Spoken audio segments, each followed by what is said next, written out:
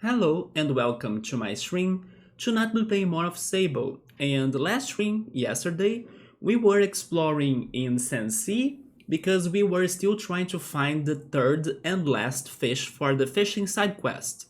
Sadly, we could not find it. Actually, it was even hard to find the other fish.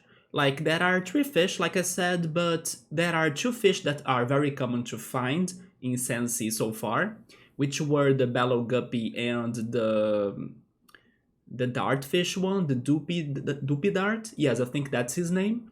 And then there is the pebble fish. The pebble fish, which has been the rarest one in Sansee, I found a couple ones, but I could not find him anymore yesterday.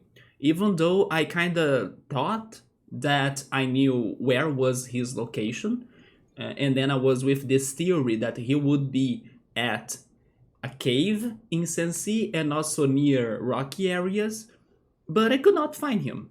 So that was kind of weird, but at least we learned a little bit more about fishing because I was doing some more testing and observation, and then I kind of figured some more patterns on the movements and also like the animations when you are fishing them or trying to fish those fish. So it's been kind of easier for me now to predict when I'm getting a repeated fish or not.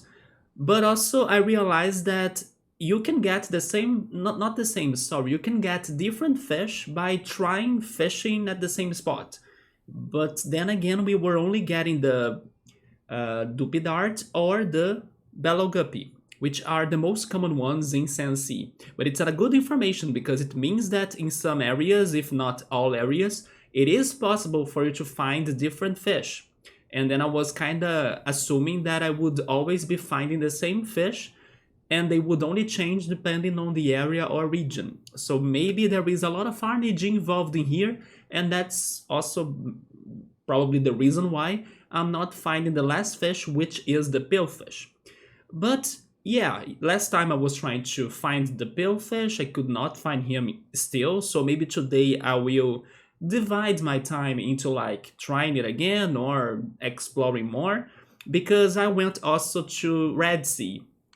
At first I was thinking the region was called Acria, but actually the region is called Redsee because Acria is the name of a city in there that I still haven't visited. What I found in Redsee so far, I got to some new animals, including some new fish. I was able to fish three different fish, the hummer, and then a sand ray, and then the last one was a storm fish, I think. Yeah, and then it looks like the sand ray was very rare. So it's good that we got him already in case we need it for a later side quest, then we have it. And then I also found some chum eggs. It was good to get more of those because we need more to get an upgrade on our stamina. I also found the cartographer and the cartographer balloons area that even had a dungeon. It was a somewhat complex area for the cartographer. Of course, we bought a map and also a cartographer's badge. And then from there, I spotted two new areas. I spotted what I think will be Acria, but I still haven't gone there.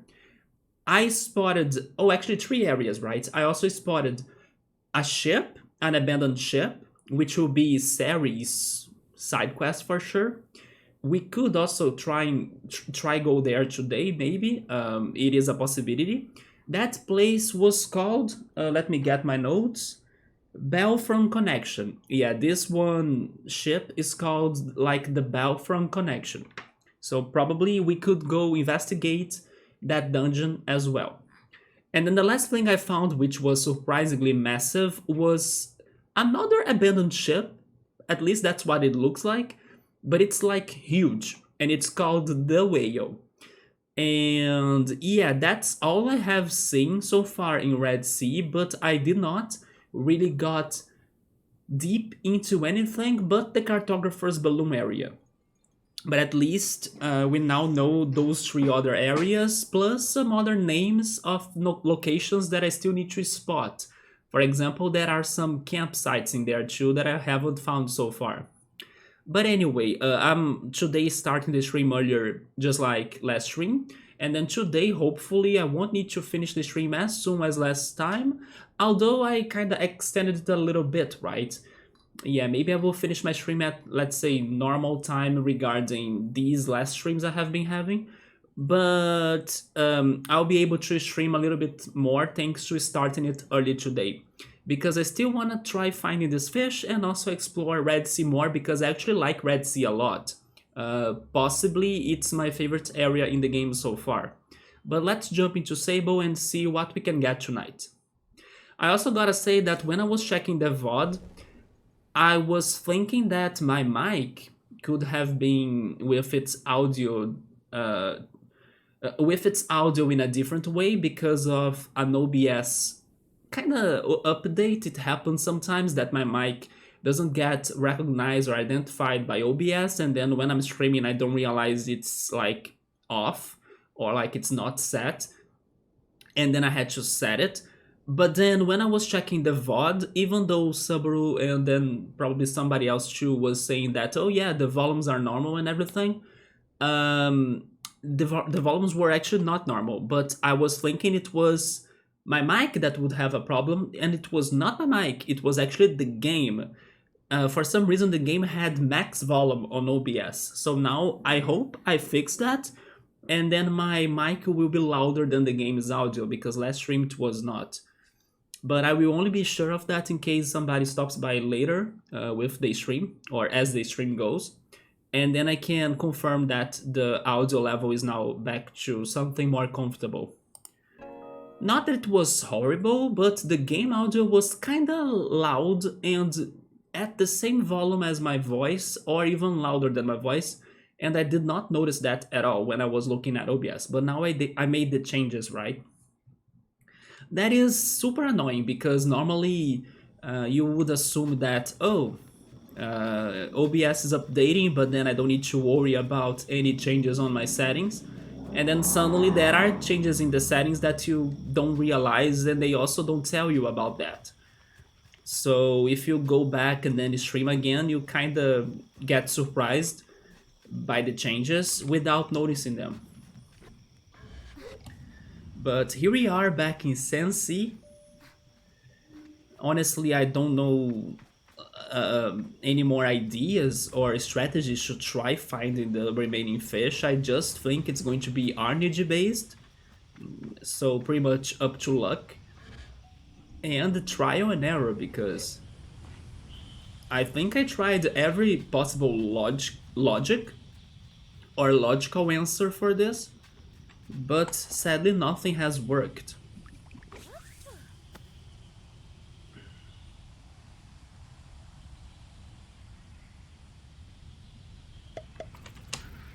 This one is probably a dart, thanks to its speed, yeah. At least I hope that today I can find the fish that has been the rarest one that I've got, right? Which was the pebble fish. At least I hope I can find that one again, because even him disappeared. So that was kind of weird.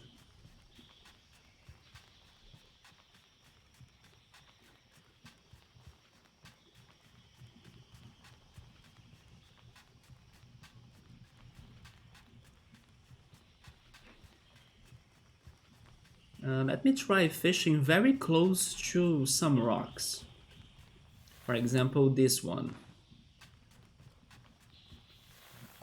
That right there is the wind tower, isn't it? Yes, it is.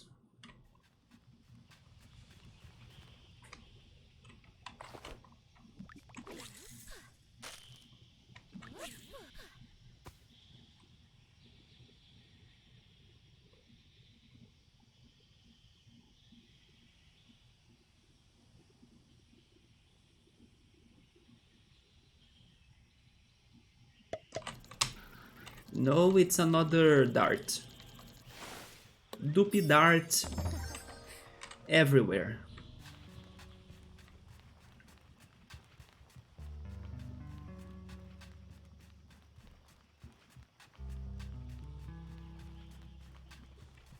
Let's try it in here.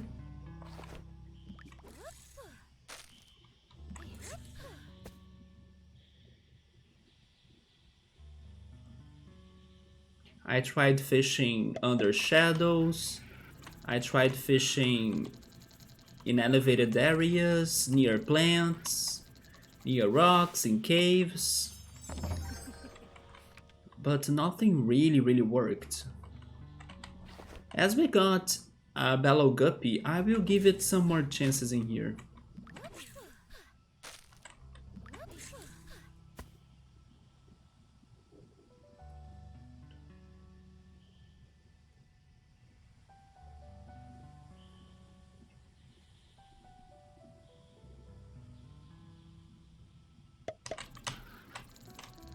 This is an interesting pattern, but it's probably a Bellow Guppy again, right? Oh! It is the Pebble Y. You know what? I will continue fishing in here. Yeah, that pattern was a little bit different, but I was not confident enough to say it was a Pebble Y. Can I get more Pebble Ys? I wouldn't mind that at all. So I'm staying in here for a couple time, or more time, right? Oh, we got the 3 species so far in here. Don't you have the last one, please? So I can feel, I don't know, free from this side quest and move on to Redsee with open wings without like worrying about this region anymore. This one is a Bellow Guppy.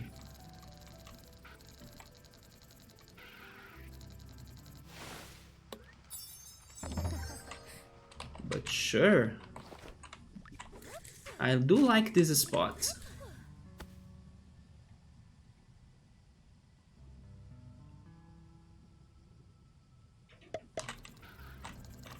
Oh, look at this. This is a pebble rock. Or a pebble fish. Or a pebble eye. I can never learn those names right. Okay, pebble eye.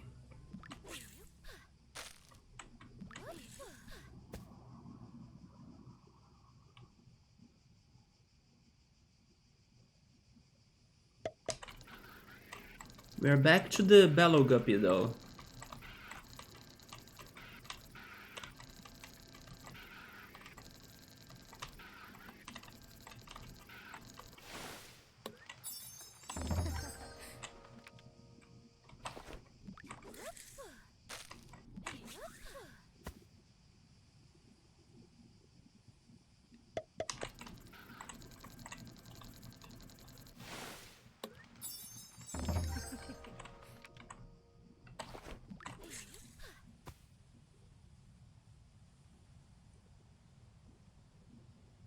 Maybe in the end it is all about RNG, right? Maybe even the locations that I thought that were somewhat different and important to like make a change on this result, on the fishing result, maybe even those locations were just an illusion and everything is ruled by Lord Arnie Jesus. But then I will only know that for sure in case I can get the last fish in here. Pillfish, are you there? Are you listening to me? Would you like to show up, please?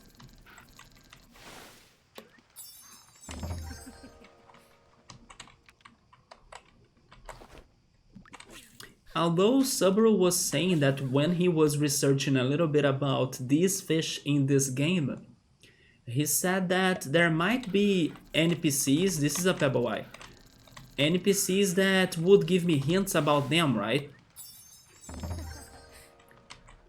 So, you know what? If NPCs need to be giving me hints about these fish, then it means that there is more than just RNG, right? The location, maybe the time of the day, maybe the rod, who knows? Maybe I need to get a better rod as well to get better fish or different species. Maybe all of that could matter. Maybe even if I wear something different, who knows? Maybe if I can get a different mask, that mask could change the results of fishing. Just a theory, but sometimes accessories and clothing they have effects right in games. It is still very abstract how clothing and masks change my playthrough in here. So far, I have been thinking they are pretty much just for aesthetics, but they might not be.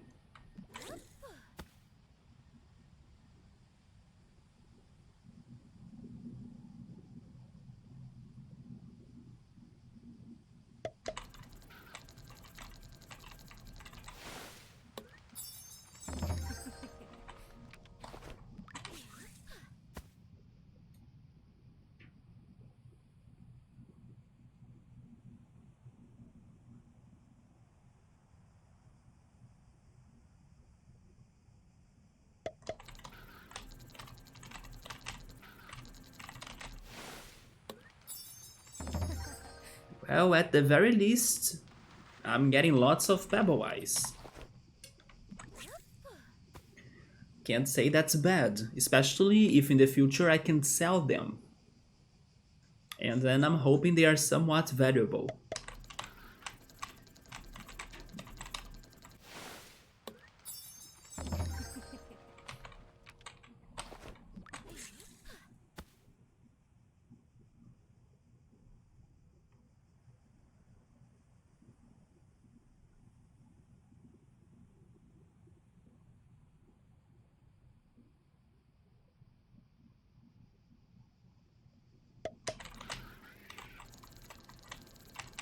Back to Bellow Guppy though.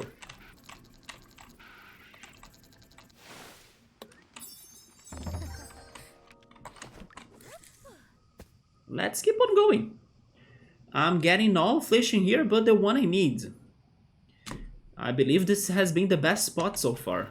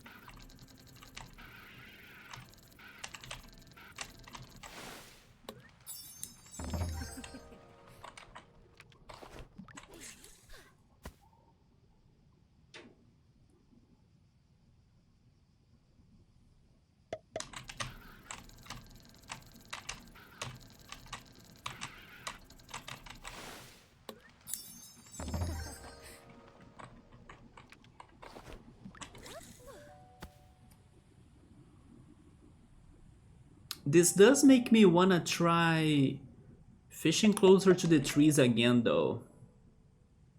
You know what, I think I'll do that. Yeah, because I did get many fishing here. I need my map. I wanna add a marker so I remember that that's where we found lots of species in the same spot when fishing. But I wanna try fishing closer to a tree, although giving it time, right?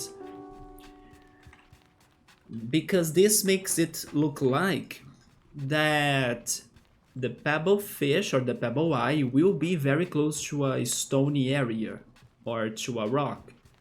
And then it's a pale fish that I'm after. And then again, the pale fish is probably closer to plants. So maybe I just haven't given it enough attempts. There is a butterfly in there. Yes, I saw the white dot and then I was like, butterfly. Before getting to the tree, let me try fishing more closer to these bushes.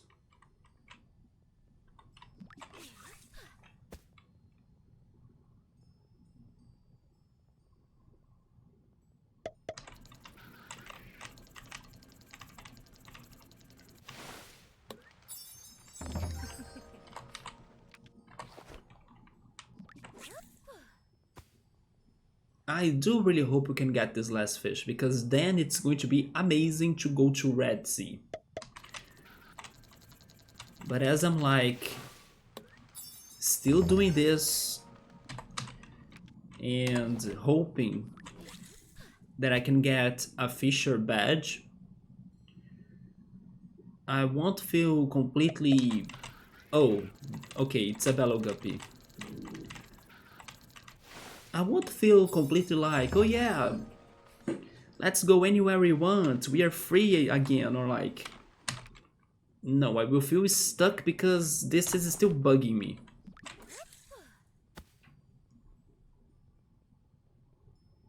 So I can't, or I actually don't feel like really exploring the newer areas that much, because I'm always still trying to understand what is going on in here that I can't find the palefish. It makes no sense.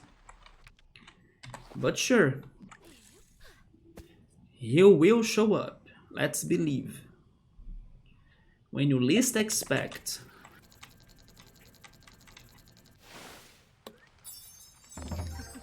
So this is going to be just Doopy Dart and Bellow Guppies, because I'm not close to the stones or the rocks for the Pebble Eye, or maybe not close to a very proper plant that the palefish could be at. I mean, that's just speculation, of course. Maybe he's not even close to plants. Well, let me... Wait, did the butterfly... Oh, the butterfly is gone. Sure, let me try getting closer to the trees then. There are 2 trees right there. Maybe that's a good spot.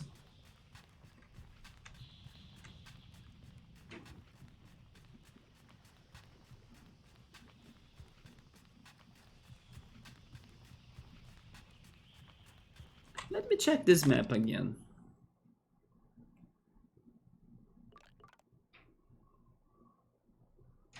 Okay, yes, we have never been up there, for example, because it is too tall for us to climb it.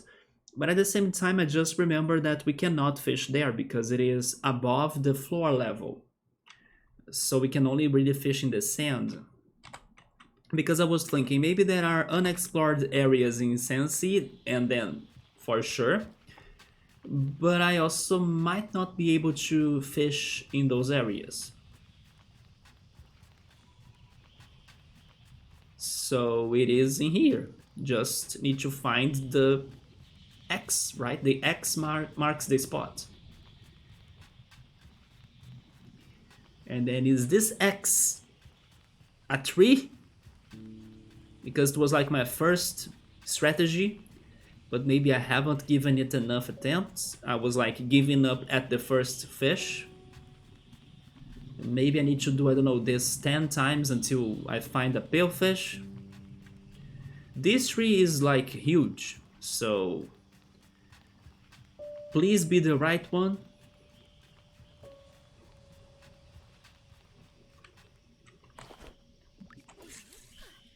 Or do you only have bellow guppies or doopy darts?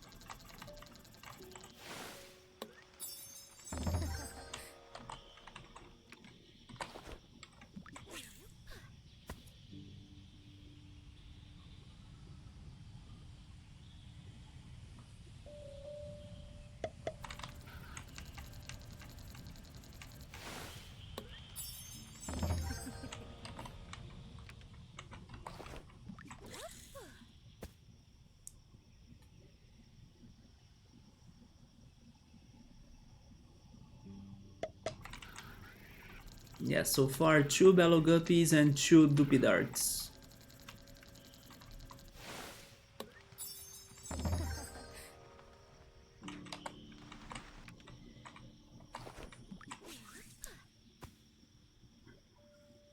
It is also possible that as we progress, and in case there are more rods, maybe we can get a rod that allows us to fish in rocks and taller spots, right? That could also be a possibility. Like a rod that the reel can kinda, or the bait can kinda get deeper, right?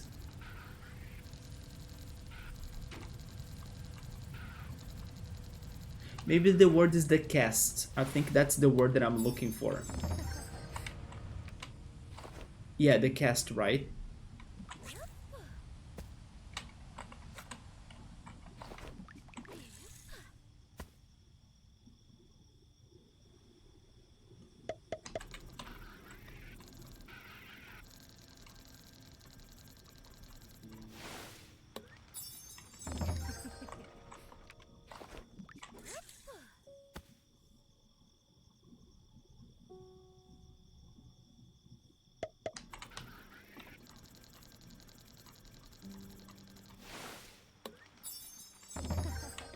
Okay, I'm now starting to think we won't get not even the billfish, but also not the pebble eye.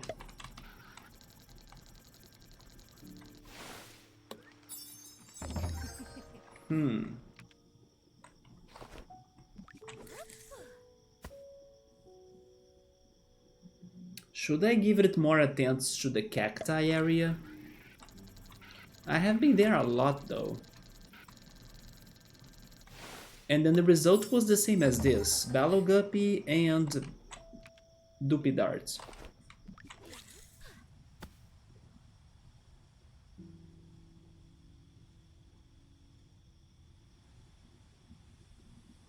Where else to try?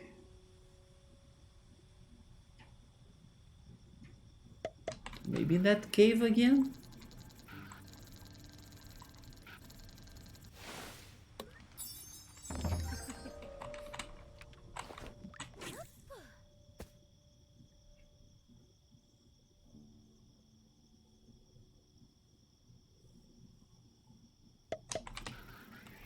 Yeah, it's another Ballow Guppy.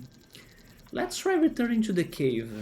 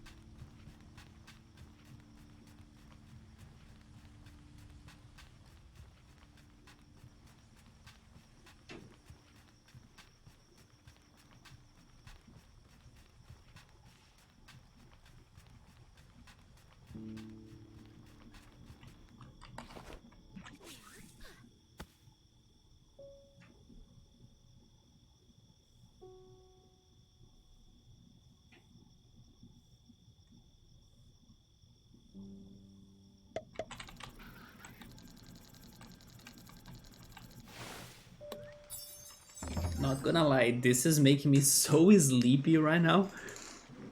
It is good because it is also very relaxing, but yeah, I'm getting kinda sleepy. In case I really get super sleepy, then I might stop the fishing and go for some action.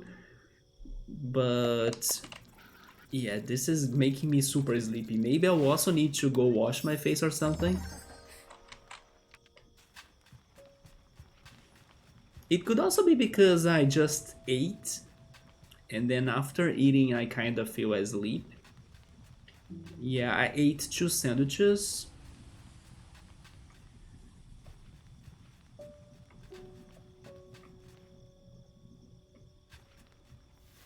Was it there? No, right?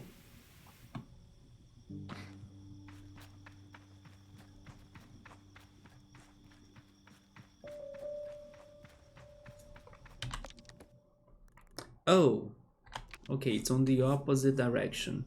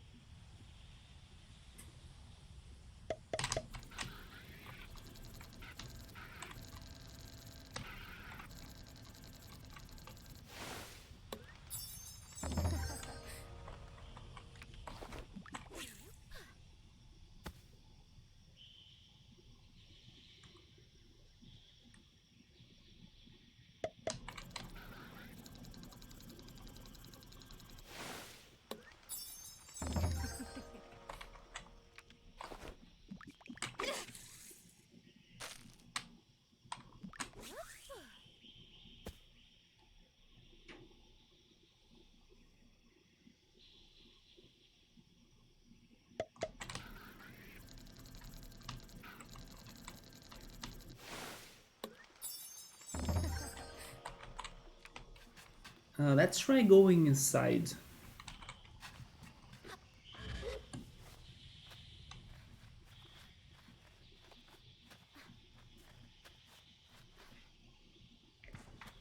So, as far as I remember, this is where I found the Pebble Eye, even though yesterday he was not in here for some reason. But then today, let's see if I can find him again at least. And of course, Palefish, if you are here, then sure. But I still doubt it.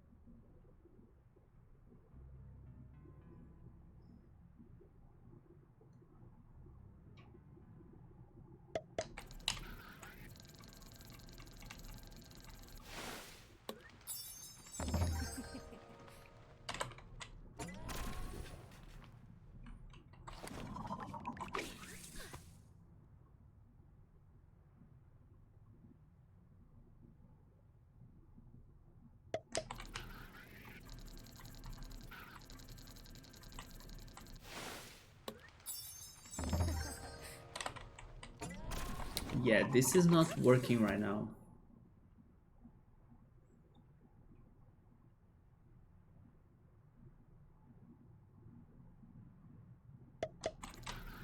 Oh, never mind. Pebbleway. Okay, so this area also has the three of them, like I imagined, because this is a place that I found a Pebbleway before.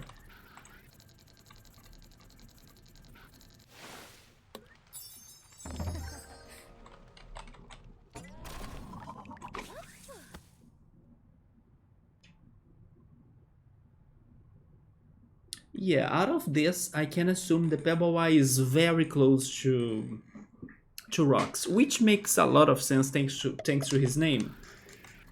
But it's still up to odds, or like it's up to RNG, because the other two will also be showing up. I just need to get which object in the landscape lures the pillfish. And if it's not plants or trees, it, it kind of makes me want to think it's the cactus.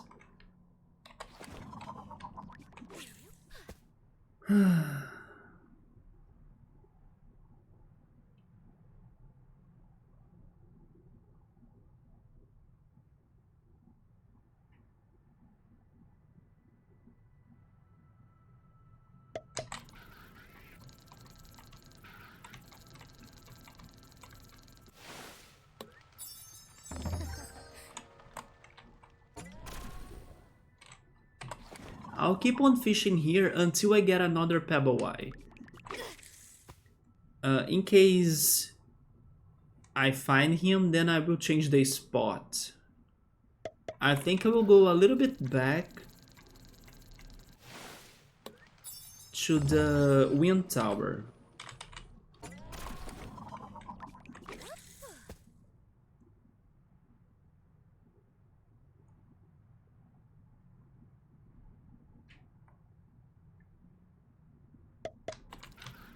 Yeah, this is another one.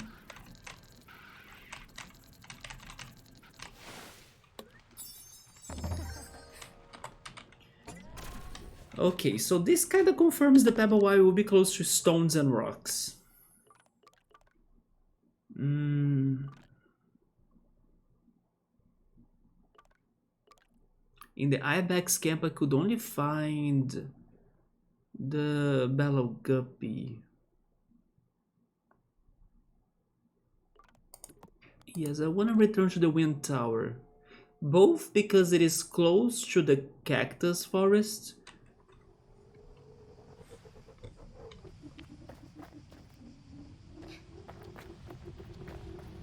but also because it is, let's say, the most full of plants area in this region, or like in this section of the game. So maybe one of those plants could be with a different result, even though I also have tried that before, but another possibility is like fishing closer to the fossils, but I'm not sure about that.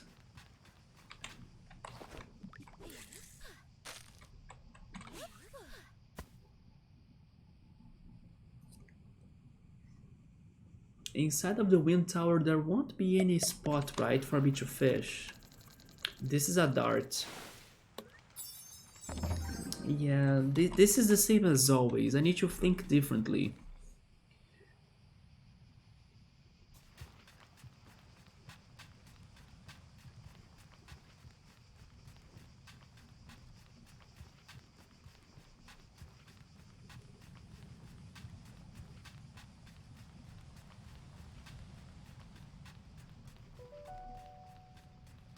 What if I fish in here, like between two canyons?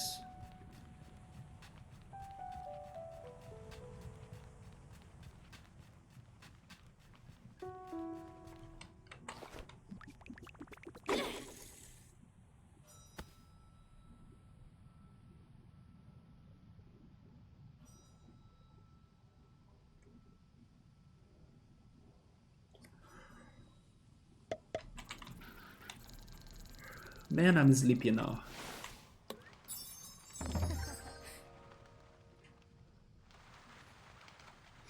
It's another dart.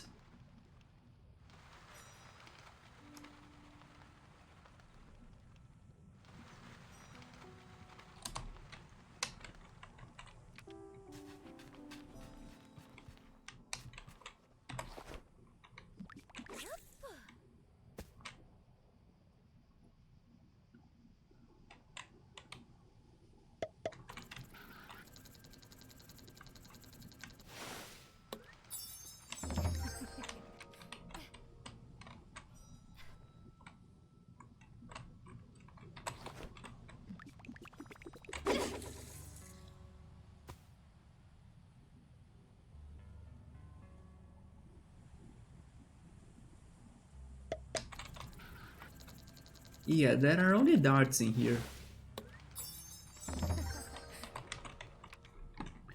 Let me climb the wind tower, why not? Maybe I can see something from up there. I don't remember exploring this place with my increased stamina either.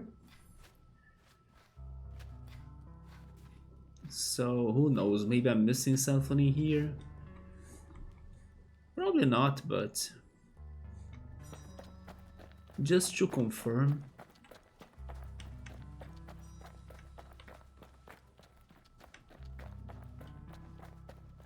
If only I could fish up here though. There are cacti, other plants, the pineapple thing.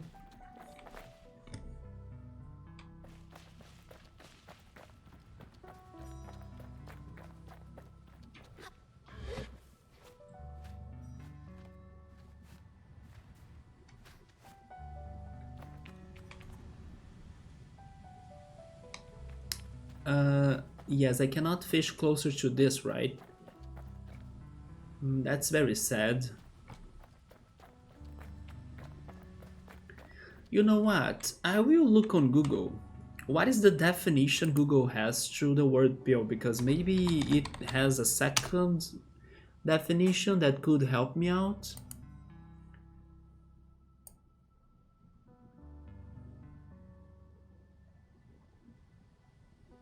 Could be like candy. Also, of course, the medicine.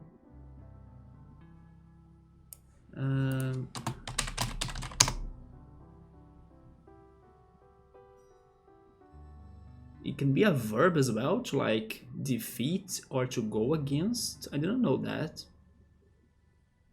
Yeah, it's a small round mass of solid medicine to be swallowed whole. Yeah, it is like medicine. There is no other, let's say, big meaning behind it.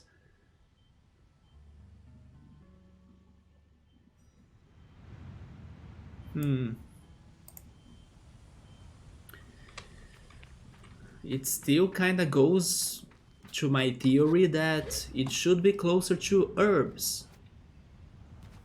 But is it? No.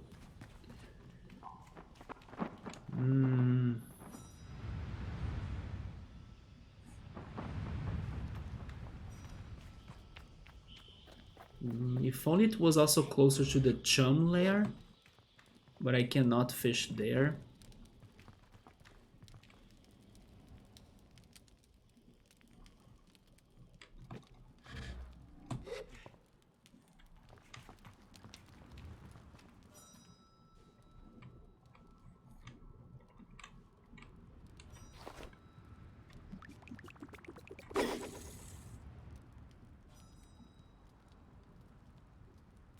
Really?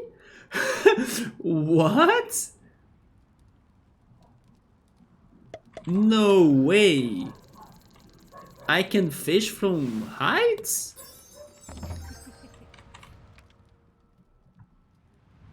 Okay. I mean, that was at least something to learn. Would this be any helpful to me? I think not.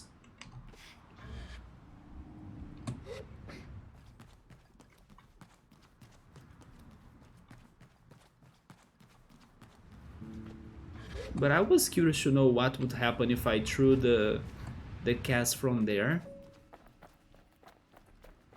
I believe it will also work from here then, right?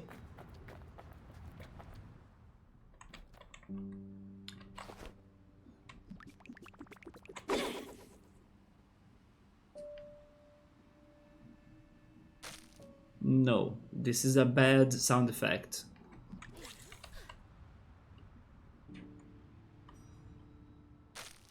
Yeah. But it would work as long as it reaches the floor. Hi Sable, what's up, man? As you can see, I'm still trying to do the fishing. I found more pebble eyes, and the pebble eyes are indeed very close to rocks and stones. But I still couldn't find the palefish. But I just learned that I can fish from heights, as long as the cast falls on the sand. So that is interesting, but at the same time, I don't know when it's going to be useful, right? You see, the line is infinite. But that failed because of the sound effect.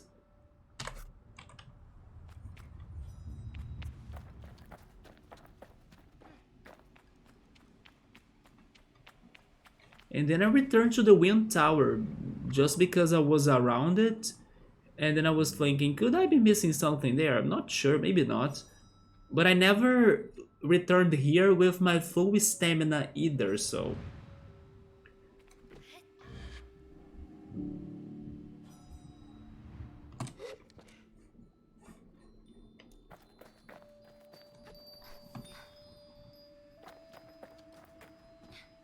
What is that right there?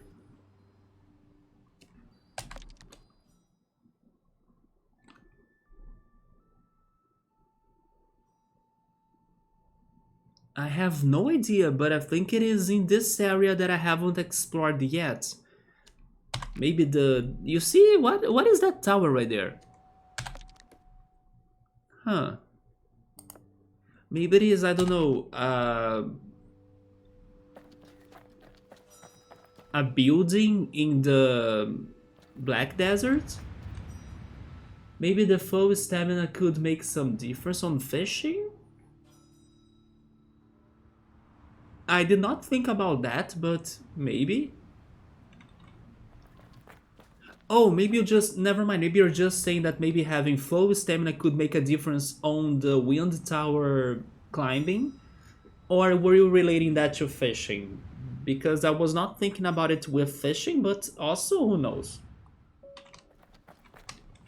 Okay, we have... Yes, we have sand down there, so look at this. The cast will get to the floor.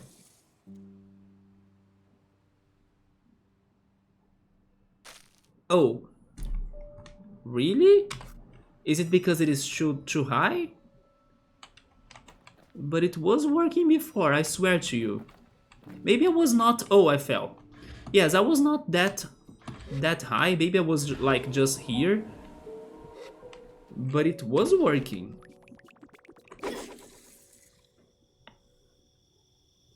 This one works, see? Okay, so maybe the line is not really infinite, but...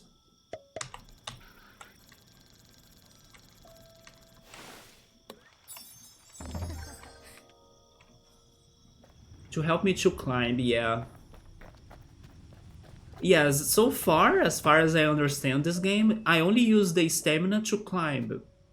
But I wouldn't be surprised if, I don't know, it could also be used for fishing in the future, especially if there are some crazy species.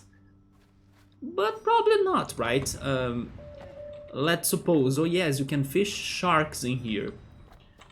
But I doubt it. Probably the game is not that complex, but stamina could be important for that too, right? That reminds me of this one 3DS game that was part of the Street Pass minigames of the 3DS. One of the things I miss the most about the 3DS that the Switch doesn't have are the minigames of the Street Pass Plaza, right? And then there was this one fishing minigame. And then for you to be able to... Oh, can I glitch this? I could. Come on. There we go. There we go. Yeah.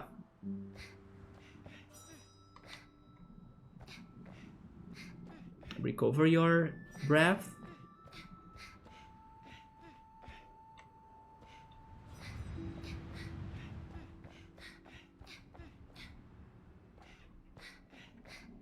Yes, we are chasing this game. That's the playthrough. There we go.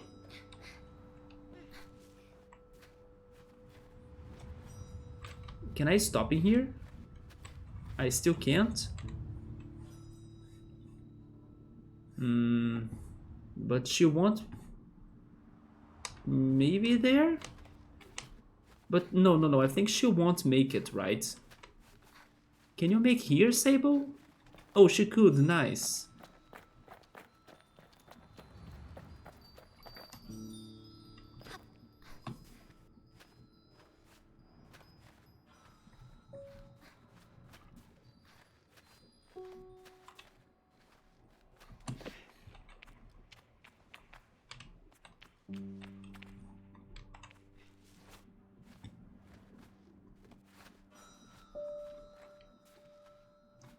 With more stamina, maybe I could get to some new places. Yeah, right?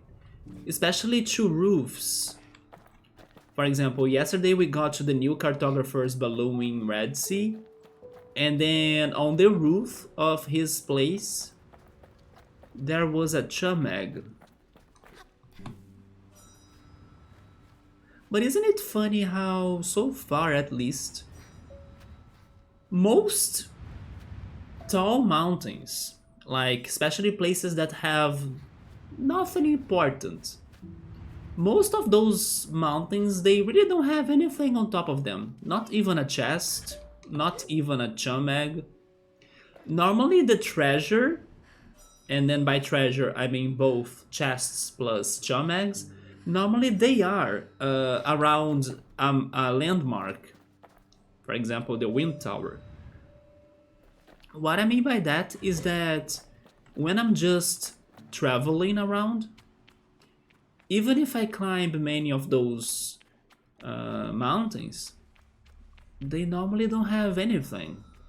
Because I sometimes climb one and look around and then I don't see anything. So I'm now thinking that by the time we get more stamina and start climbing taller mountains, there is a big chance we still won't find anything.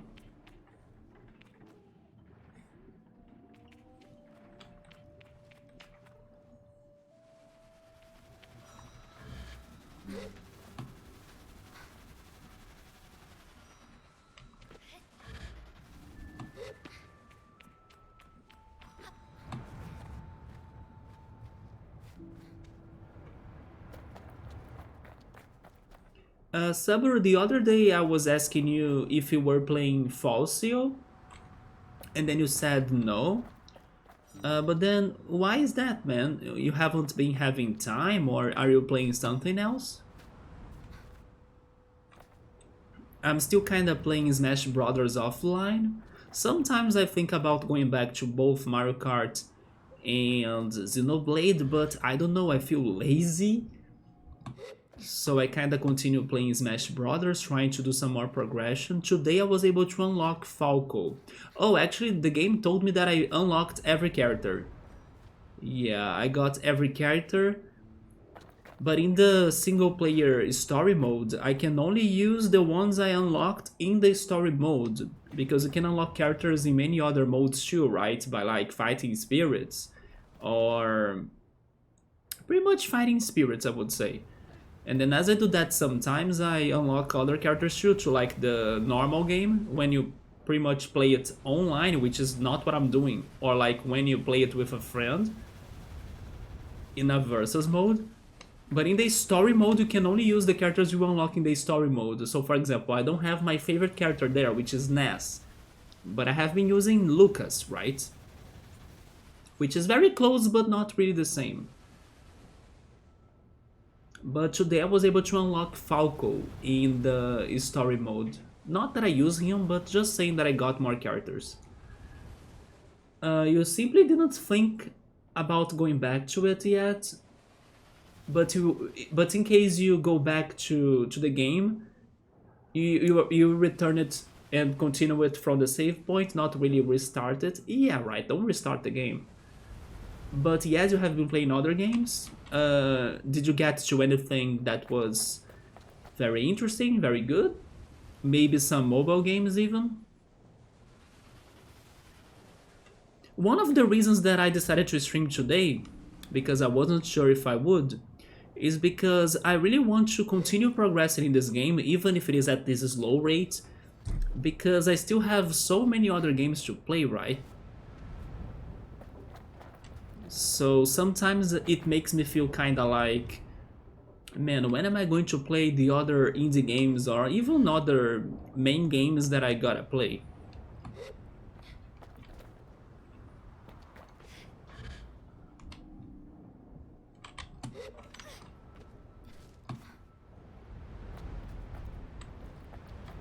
Not that I really wanna pressure myself, but sometimes I do think about that.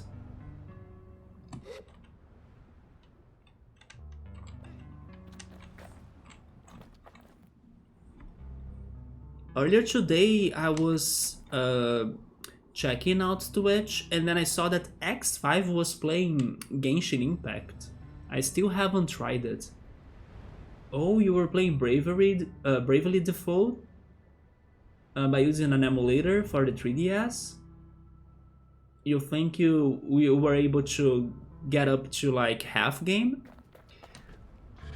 That game in particular, what did you think about it? Did you think it was hard? Because I heard it has a very different mechanic, right? Like battle mechanic.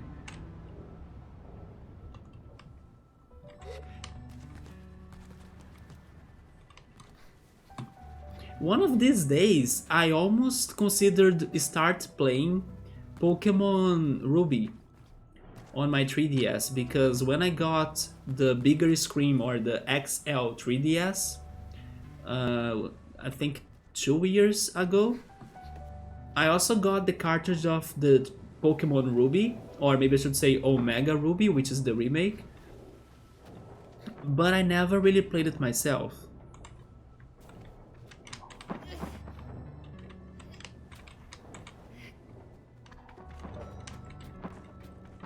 But then I was also thinking, man, if I'm to play Pokemon, it's better for me to play Pokemon on stream, right?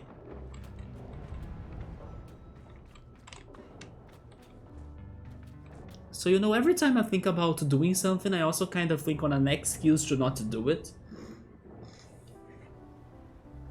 Regarding mobile games, you have been playing WOTV. It's like Word of something? And then Path of Nowhere. I haven't heard of those games. Mobile, I have only been playing Pokemon Go. I'm not even playing Yu-Gi-Oh anymore. Especially after they changed Yu-Gi-Oh into another game. Now I think it's called Master Duo or something. It's not Dual Links anymore. But even before that change, I have already stopped kinda playing Yu-Gi-Oh! I still love Yu-Gi-Oh, but it gives too much work, right? To go there every week and get the... Oh! Look at that! Returning here was not useless, even though this was my way to return home, right? I was like leaving this place. I was like on my way to leave, and then suddenly I fell on a spot that had the chum egg. Okay, I can already say then that I got to something done, something new today, like even if I don't find a new fish or don't progress, this is progress to me. Completely unintentional, because I was falling to actually leave this area. Now I kinda wanna stay here a little bit more then. Should I go around it? Oh, I need to kinda make my posture better. Thank goodness my neck hasn't been too bad lately, but still, I gotta pay attention to it, right? So Bravely Default, it follows Final Fantasy, the Four Heroes of Light. I have never heard of that game. Final Fantasy, the Four Heroes of Light. But the gameplay is increased, or it's better. Final Fantasy, the Four Heroes of Light. Is it a mobile game?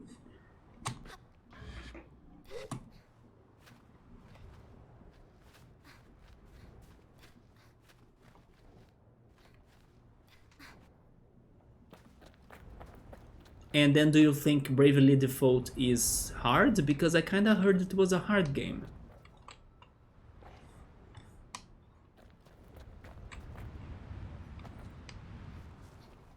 It is for the DS? Huh.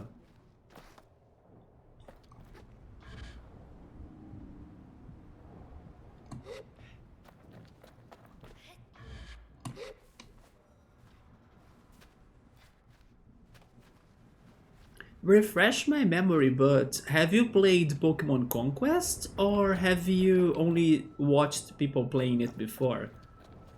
Because now, if your computer is running the 3DS emulator, you could totally play Pokemon Conquest 2, right?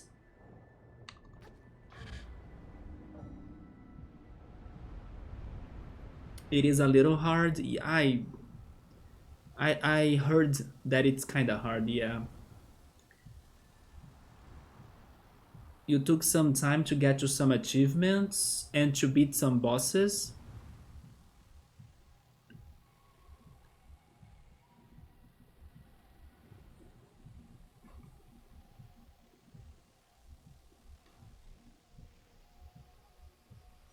Okay, checking the wind tower was at least worth, because I got a new chum egg, especially in this area, because this area, let's say it's the area we spent the most amount of time, so finding anything new in here will be harder than the other areas. So getting something here is good it because I wouldn't be spending that much amount of time trying to find anything else. So I do take that with a lot of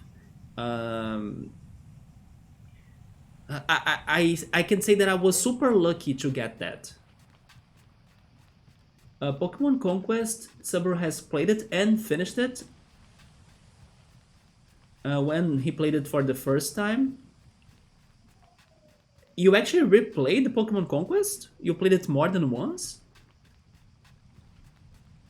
Man, is it that good? What if they come up with a sequel, because we are going to get a Pokemon Direct in 6 days? It's going to be next Monday, I think. And it's going to be up to 20 minutes. Not that I think we are getting a sequel though, I think the odds are low. But it is possible. Sometimes they bring up old titles. For example, they brought up Pokemon Snap again, right? My dream is for them to bring Pokemon Ranger. But then Pokemon Ranger wouldn't work a lot in the Switch because of the... I mean, it has a touchscreen, but it doesn't really have... Wait, yeah, it doesn't really have a stylus, which is the pen, right? That you kind of draw and click and do everything on the Nintendo DS and 3DS. The Switch doesn't have a stylus. It is possible for you to buy one, but it's unofficial. But also, it's not that important, because there aren't many games that are touchscreen based. But there are games that are touchscreen based, especially rhythm games for the Switch in that case.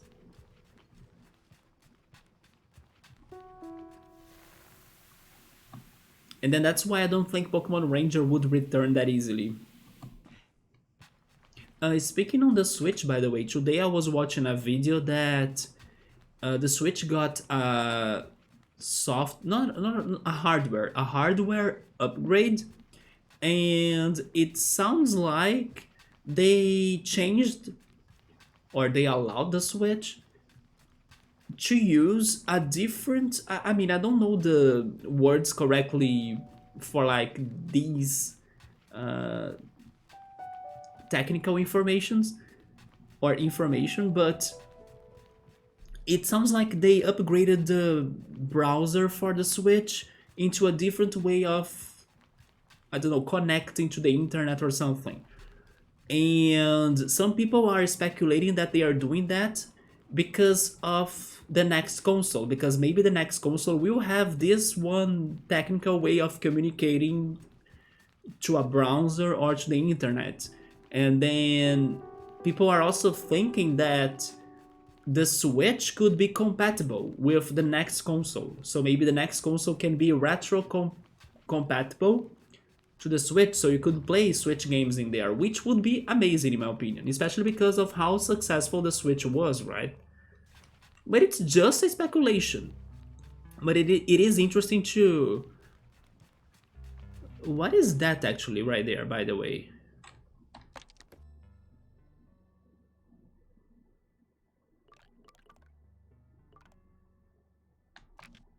I don't know? Oh, wait. Maybe... No, never mind. It's this, right? No, I know what's that. That's the cave. But it's a different angle, right? This is not something new. I'm not crazy. Am I? No, this is the cave. Especially because the map showed me that. Yeah, it's going to have like a big abyss, and then if I fall there, I will find the cave. I mean... Subaru, what is this, Subaru? This doesn't look like the abyss or the cave. And then there is even a sign in here? Are you kidding me? What is this right here?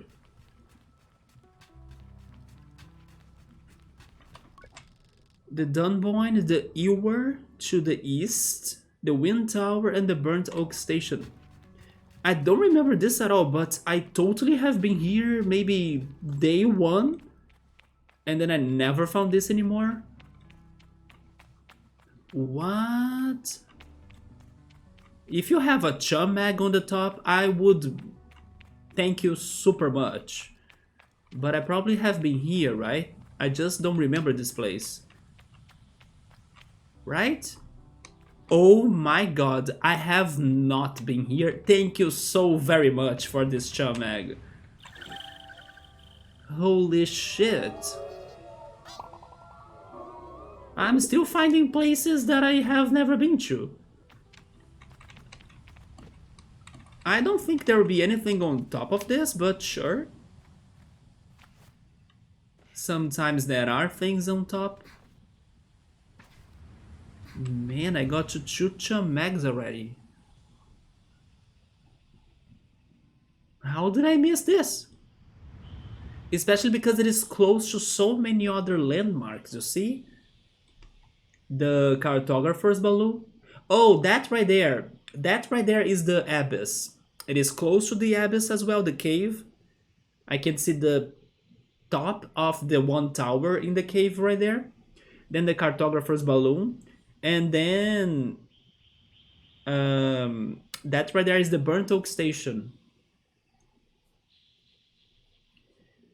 When you beat or when you finish the main campaign in Pokemon Conquest, which is also kind of like a tutorial of the game, you open other characters' campaigns that will have different difficulties and objectives, and sometimes even repeated objectives.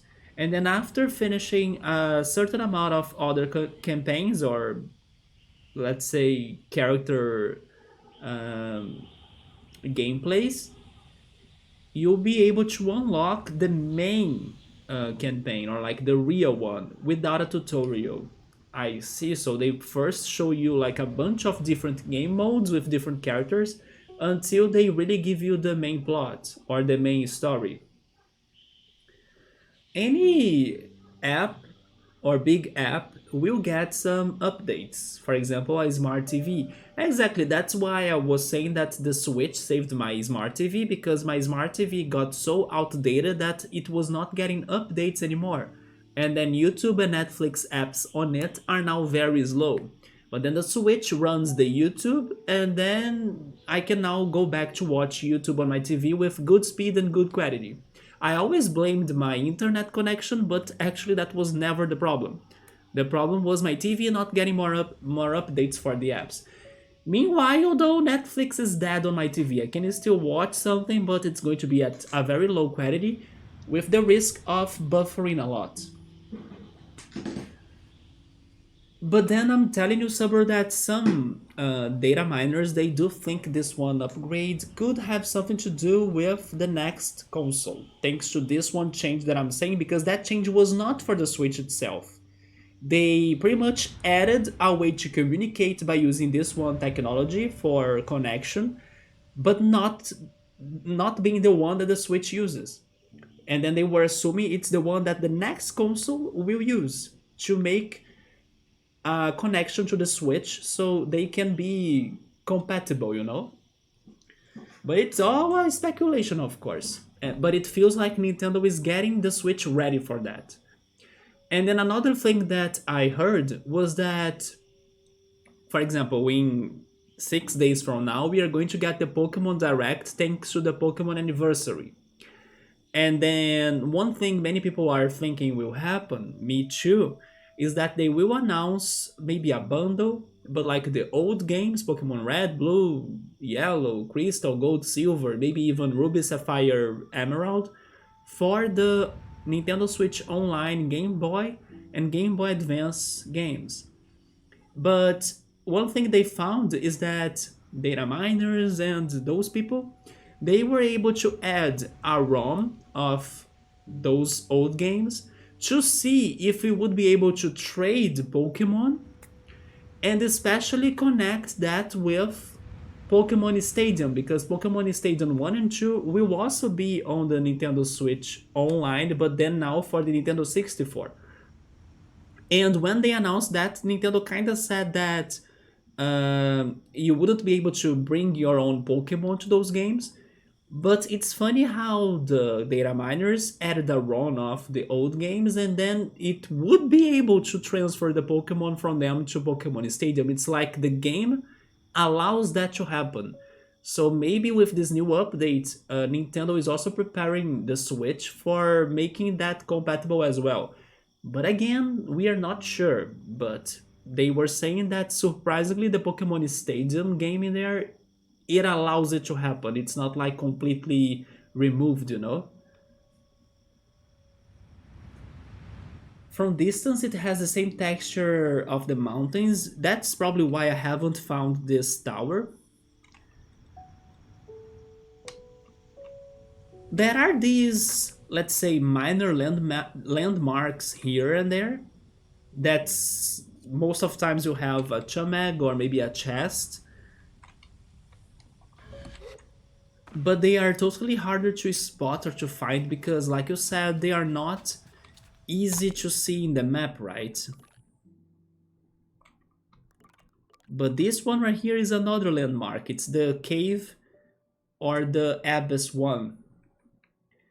The Pokemon Company forces you to play on the easy mode with a tutorial first. They force you to play.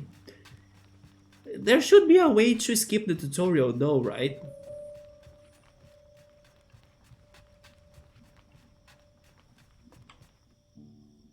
You think the data miners are going after some sort of Nintendo Game Pass?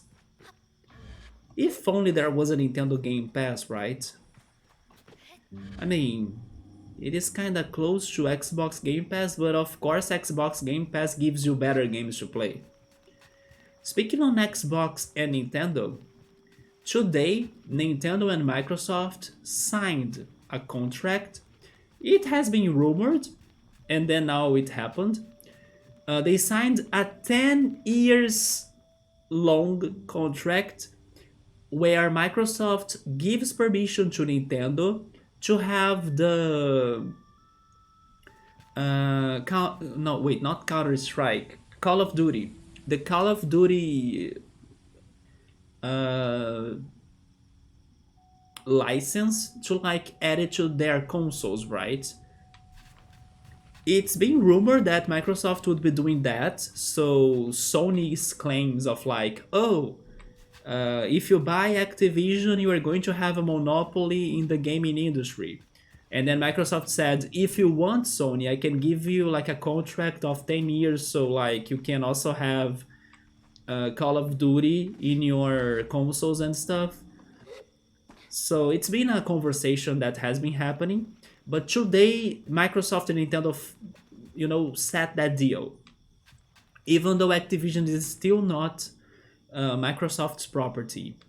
And it was somewhat a historical contract. Microsoft and Nintendo are really tagging well along, right?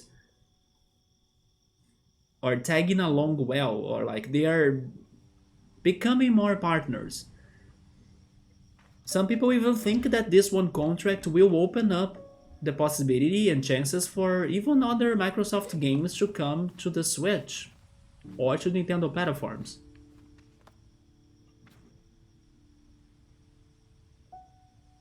If there is a way, I'm not sure how to skip the tutorials, maybe with some cheat codes. To play Call of Duty on the Switch, is it really something people would want? Honestly, I think so. For example, this one YouTuber that I got that information, he's crazy for Call of Duty. It's one of his favorite games. And also the Switch is one of his favorite consoles. So like having Call of Duty there in case it does happen would make him very happy. Again, Subber, what makes the Switch that great is especially the portability. So let's say even if playing Call of Duty is much better to play it on your computer, on your desktop, if I don't know, a keyboard and mouse and stuff, if you have, I don't know, a busy life, or if you need to travel, or if you are on the go, um, it is better to play it on the Switch than not be playing it, right? Again, it's not going to be, let's say, the most important platform where people will be playing Call of Duty for sure, but the portability of the Switch is a difference, or it makes a big difference. Not to mention that, for example, let's suppose, I mean, I'm saying portability, but don't forget you can play the Switch on your TV as well, right? So let's suppose that, for example, I don't have an Xbox and neither I have a Sony console, like a PlayStation, but I have my computer and my Switch. Maybe there are some Nintendo fans that also like Call of Duty, but they never bought a PlayStation or an Xbox. Now they will have a new option to play Call of Duty on their TV, not only on the computer.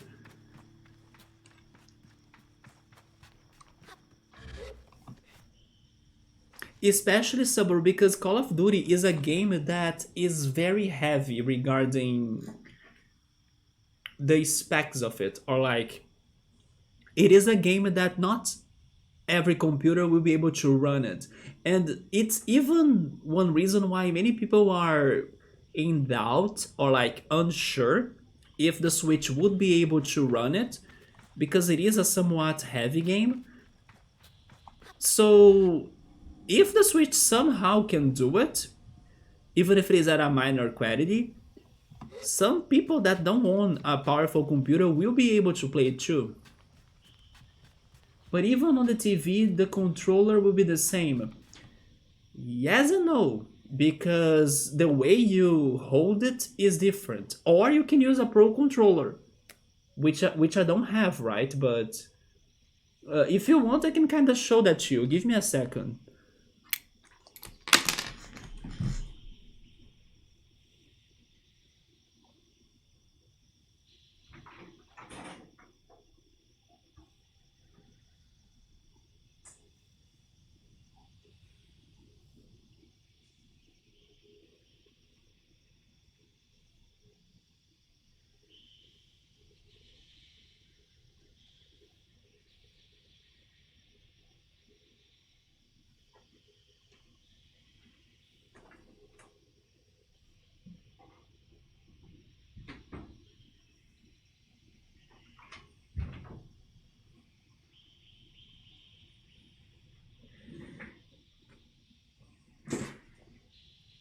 Okay, I'm back.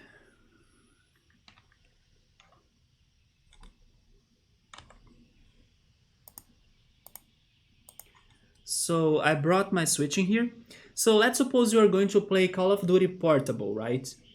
You would play it like this, with the Joy-Cons on the sides. So you'd be like that, right? It is very different for you to play it like this. Then when you remove the Joy-Cons, I'm not going to remove these even though I could, like... Wait. Like that.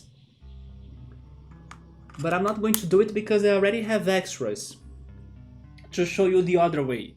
When you play it on TV, you can use an adapter that you add the Joy-Cons closer to your fingers, so it's even better for you to hold it because of the grips, right, on the sides.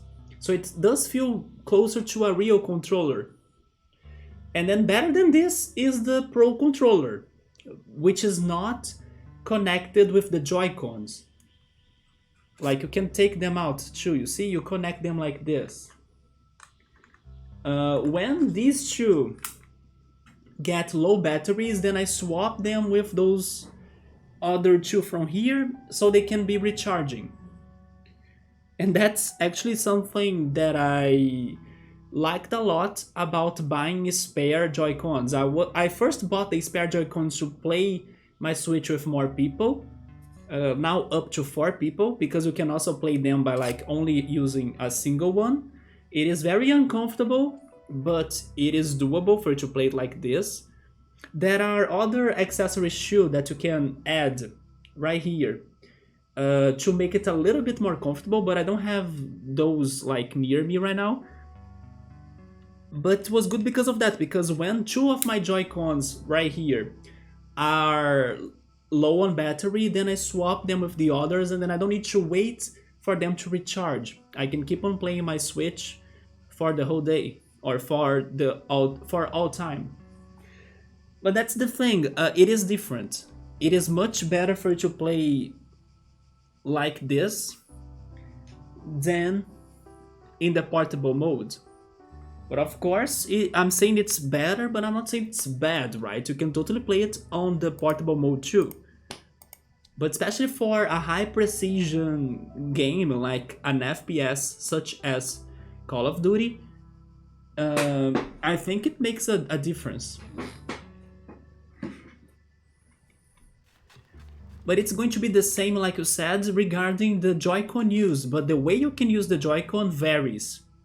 And then there is also the Pro controller for those that bought it. I at first thought about buying it, but then today I think I won't. Yeah, even if it could improve my gameplay in Smash Brothers, because sometimes I think the Joy-Cons are very not precise when I play Smash Brothers. I don't think I'll buy the Pro controller. Yes, there are other things I would rather be buying for my Switch first. For example, Zelda Breath of the Wild and the Ring Fit Adventure game. Well, you know what, Subaru? Since we found that tower, why not try fishing closer to it? Although right now I just lost it. Where was it again? I think it was there, right? If I go back.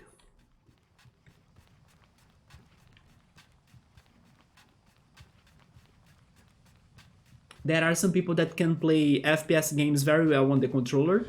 I think so. Yeah, but then regarding the Joy-Con, it really varies if you play the Switch games with the Joy-Cons like connected like this, alone, right, with a single Joy-Con only, which in my opinion is the most uncomfortable and hardest one to play, or like hardest way to play.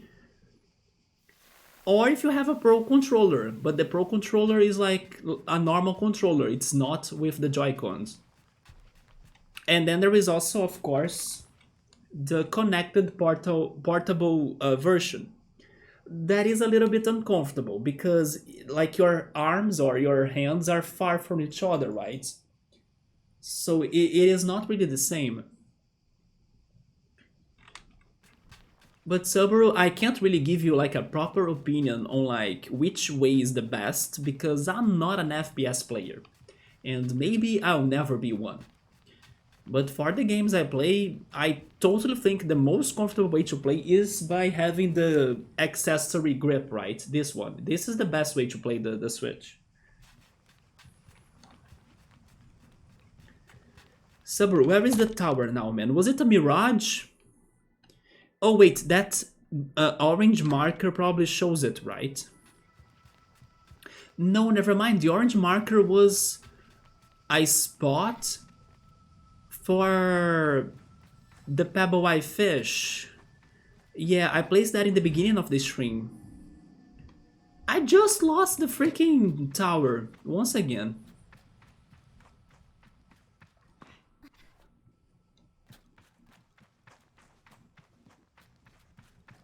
I know it was... Yeah, it was close to the wind tower, that's for sure. Also, by the way, that right there is kinda suspicious. So you know what? Can I do some climbing in here? I think I will. I told you that normally you can't really find chum eggs or treasure or you know anything important by climbing these random mountains. Oh no, will I be able to do it? I'll need to glitch it. Oh no, I can rest in here, thank goodness.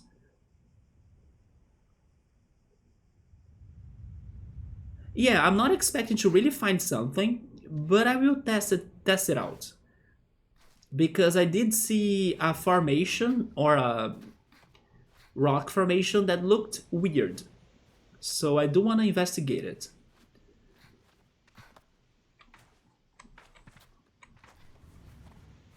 Okay, I made it in here. From here, can I see anything of interest?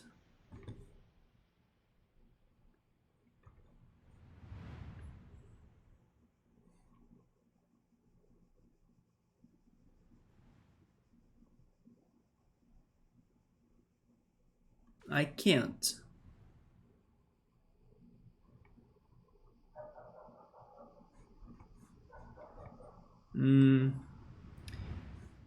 I will try climbing more. But I may not be able to do it. I hope I can stop in the center right there.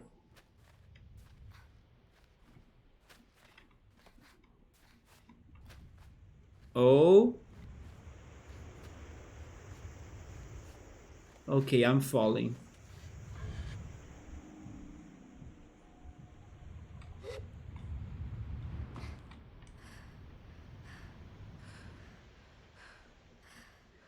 Yes, I was able to finish checking the tower, but I wanted to fish. What if I fished closer to the tower? That's where the palefish was. Because that was an entire new area. As I haven't explored the tower, it means that I haven't fished in there, you know? So that's why I was thinking about returning to the tower. It is far, but I kinda wanna try. No, I can get there. Yeah, gliding did help us. Let me stop in here. We get to the top.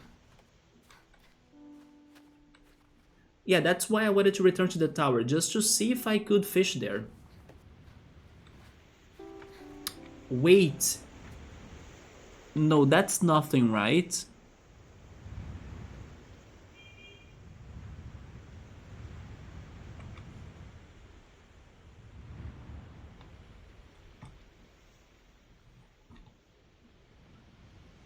Yeah, I don't see secrets, I don't see chum eggs.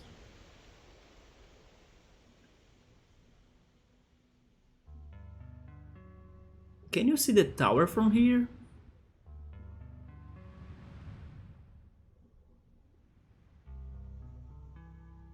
The tower was between the wind station, or the wind tower station right there, and the burnt oak station.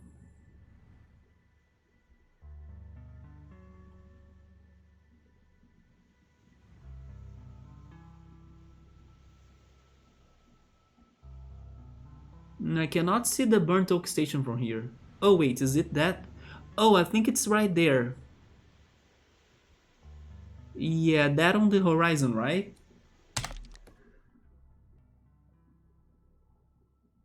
No, never mind. It is...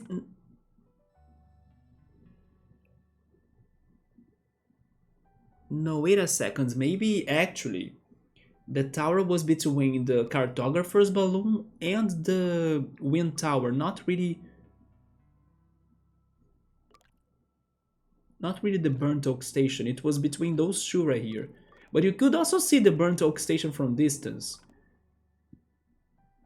The tower would be somewhere right there, I think. But you know what? Let's keep on going. Most likely fishing there wouldn't make a big difference.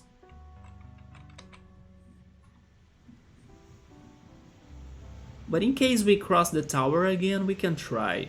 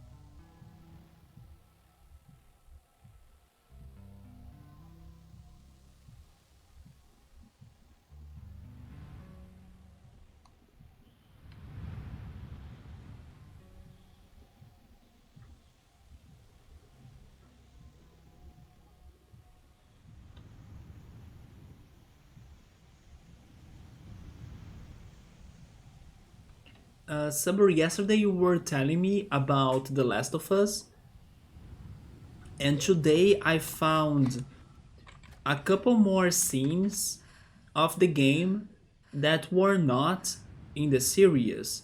And I remember you were saying that there was one moment where Bill, right, was with Joel and Ellie, and then they were trying to find battery for the truck, and then they were trying to find it in a school, wasn't it? I think I saw the scene of that. At least I saw a battle scene that was Ellie, Bill, and Joel in a school.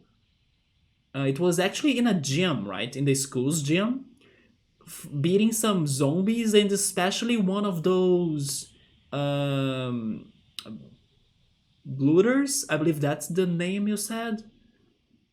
Yes, I saw that battle today in one video clip, right?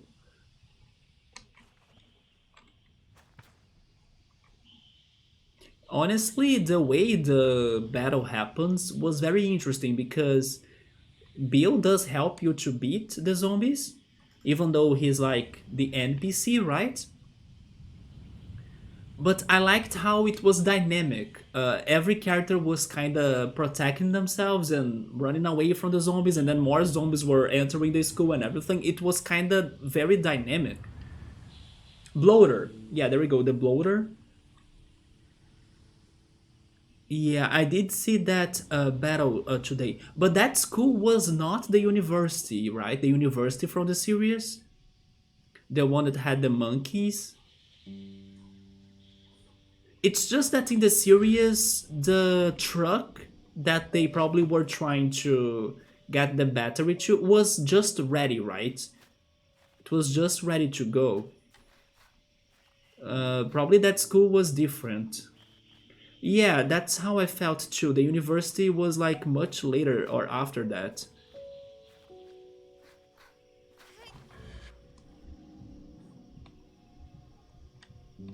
Let's move on. I'm done with like climbing. As I suspected, there wasn't anything in particular that was special there. Uh, we could keep on trying to fish, or we could go back to Redsee.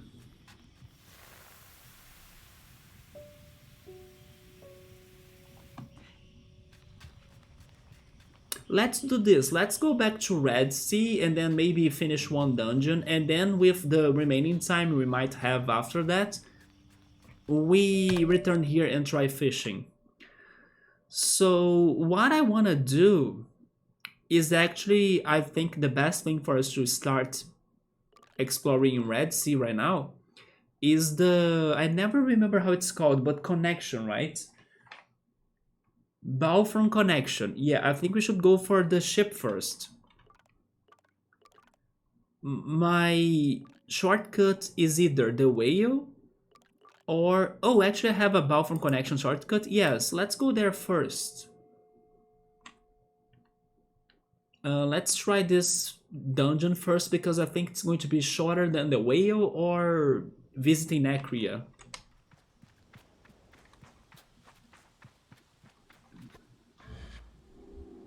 And this is pretty much for us to do some progression today, right? But I gotta say that I'm very happy we got those 2 chum eggs in Sansee.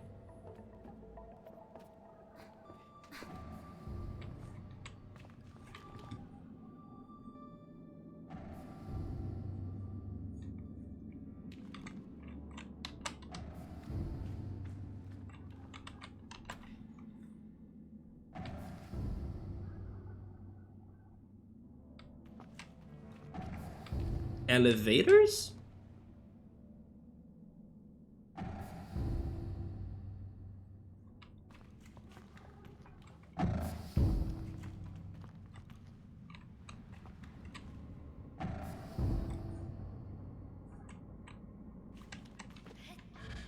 I cannot climb the metal parts, but there is totally something there. But there is also a somewhat passage, I guess? Or no, they don't want me to... They don't want me to float from this, right? Because this is not high enough. Never mind. Oh, wait, what? Oh, it's because it throws me up. I see, I see. Hi, Chameg.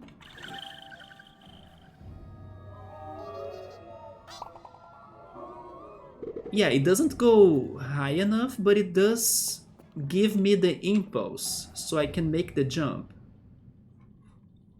And then there is this right here. Oh, this is a chest. You know something else we might be finding in here? Metal scraps. Yeah, because these dungeons, they have metal scraps that we can sell in the burnt oak station.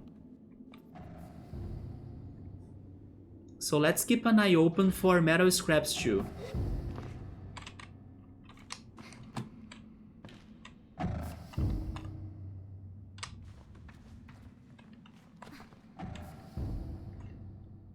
Something different they make in the series that... Wait, something that is different... something that is different between the game and the series is that in the game you can find ammo.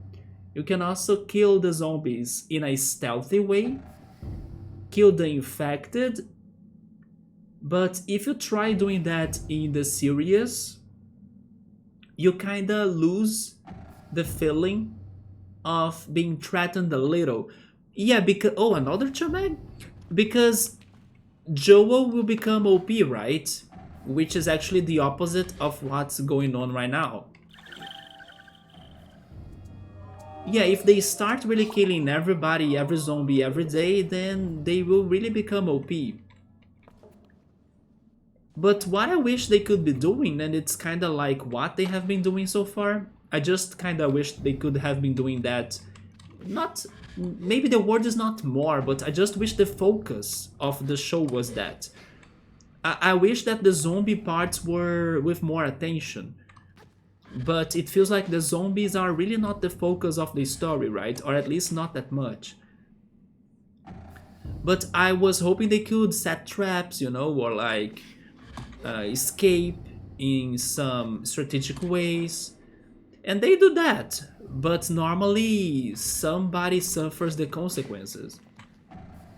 But if the series really follows the game's plot, or if the series really follows the game's events, then there would be so many zombies and bloaters and clickers for them to beat that it would feel unrealistic even for the protagonists, right?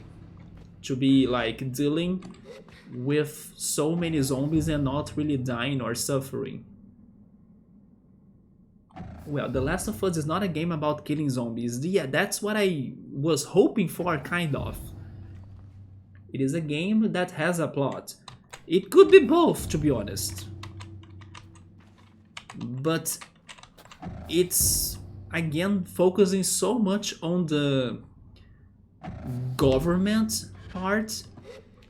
Maybe, okay, now it's kind of getting less of that, which I appreciate. Because I think they are getting to some new cities that are more free, per se. They also have their rules and conditions and organizations and stuff, but they are somewhat more free. What am I missing now in here, though?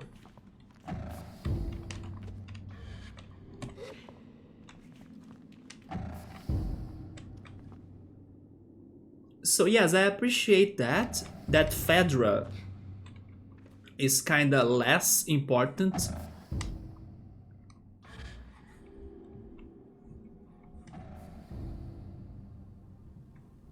Is there a door to the other side?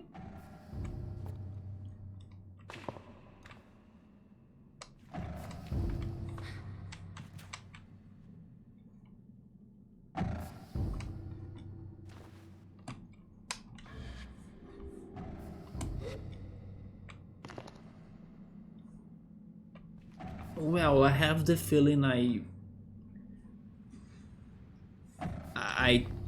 checked everything. Wait, have I been here? Yes, right, I found the chum egg.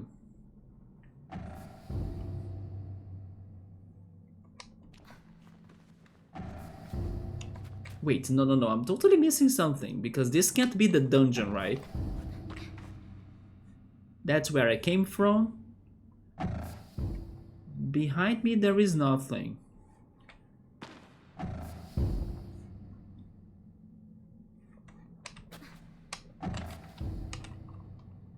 And then in front of me there is the chum egg. Under me was the other chum egg, right? No, that's the entrance.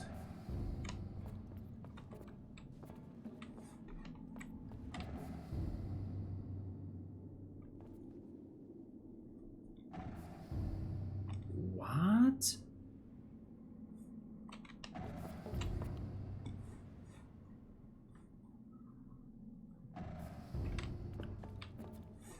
Is this really all of this place? I doubt it, though. Unless there is another entrance?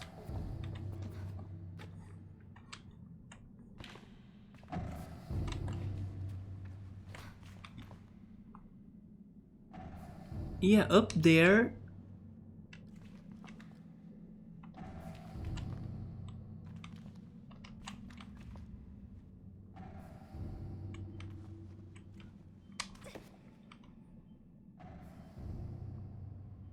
Doesn't that look a lot like a chum egg for you, although it is not moving? But that's where we were, right? I'm very confused. That's probably the chum egg I got, but first of all, when we get them, they don't look like... How can I say this? Yeah, how does it look like... Is it because of the angle? Because it is like a vertical stick, it was like horizontal.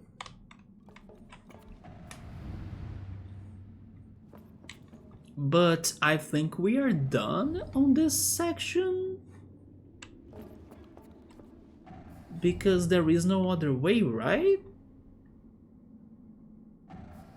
But you know what? Let's go out and see if we can find another way in.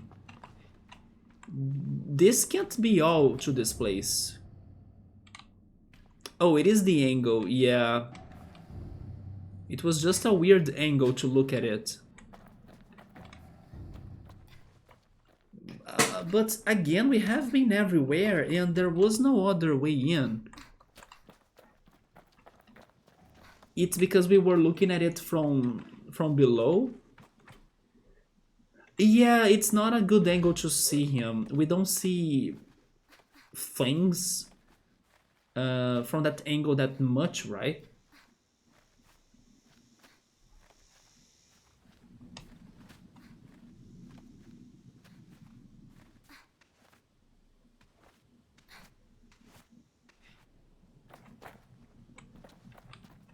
But Subaru, what about now? Because this was the only way in I could see so far. And it's also the one way in that gave us the title or the name of this area or this ship.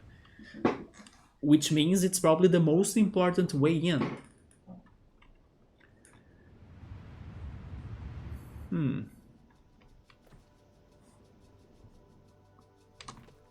But yeah, I could not find anything else in there. I mean, it is possible that this is just for the chum eggs, but that's going to be very disappointing. And in case that's what it is, it means that Sari will be in the whale, actually, because the whale is also another abandoned ship, right? But I was kind of thinking that the whale was the extra ship in here, not really this one. So Sari would be in this one and not in the whale. So we're saying maybe I wouldn't need to be here right now? You think so? I think that because we got here, we can do at least something, which we did.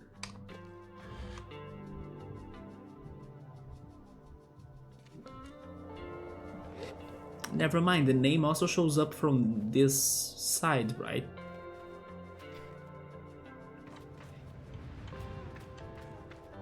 Yeah, right there, Balfron Connection. But it's erased thanks to the time. I still wanna think that this is the one ship that is connected to Sarin. By connected to Sari, in case someone is wondering, I mean the side quest. Also, since I'm here, let me save. Yes. We have a side quest. What is it? An ancient race? No. Remains of change? No. Historical reconnection. There we go. It is the side quest towards the AI called Sarin. And then she has been communicating to us in every abandoned airship or crashed airship we find in the regions. And then we should look for more Sarin's terminals. This ship looks a lot like one ship that would have a Sarin's terminal, because it has even the same sizes as the previous ones. While the whale was something bigger that could also have a Sarin terminal, but I don't know, I would still bet on this one.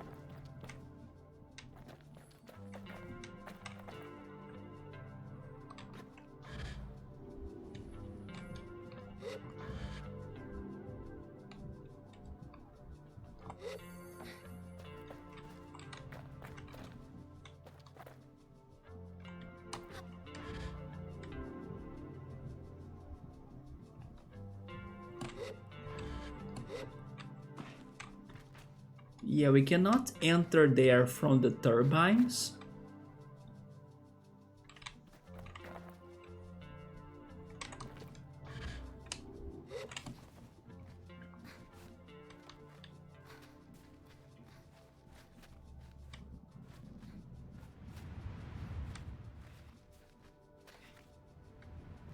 Do you think, Sabaru, it could be the whale, the one that has the terminal instead of this? Yeah, because the turbines are not the entry, you see?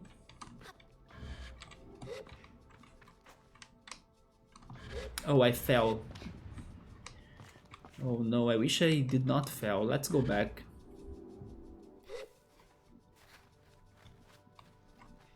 I mean, if I really don't find another way in, then I have no choice. I need to go to the whale.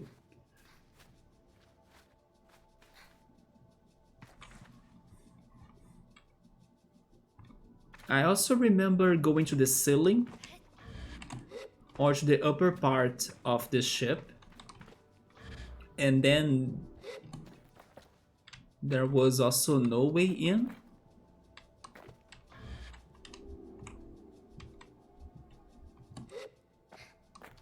That's why I was also surprised that the way in was from below.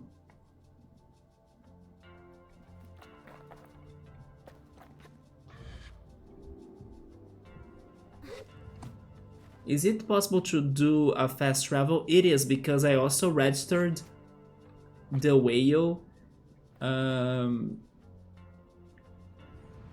last stream, right? So I can fast travel to the whale, yes.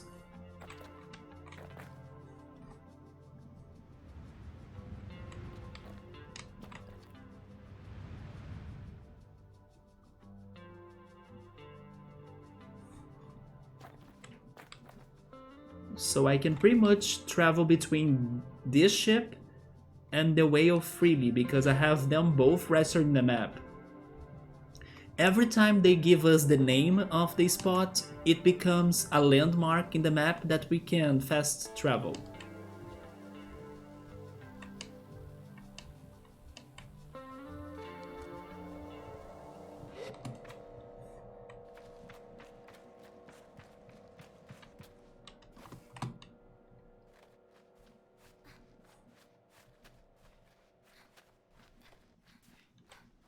Okay, Sabru thinks we should go to the whale. I'm just finishing checking the surroundings of the ship, but I also don't think we'll be finding any other way in, right? Because we also went above it last stream and then there was no other way in or no other entrance. But then also checking its sides, the only way in was from below and it was kind of limited. Yeah, from here.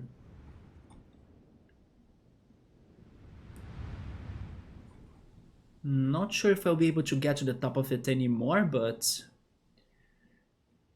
yesterday I did not see any entrance from there.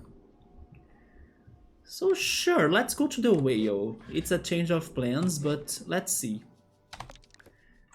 The whale is down here.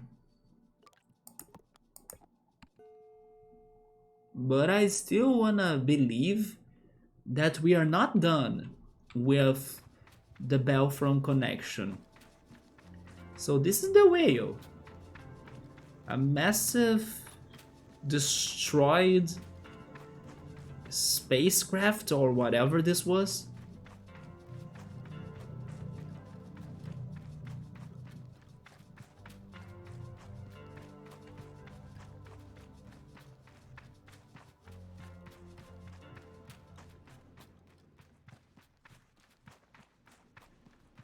If only there were locked doors in the Balfron Connection, then I could maybe expect or see the whale and the Balfron Connection being related, because what if we could open locked doors in the Balfron Connection from here, right?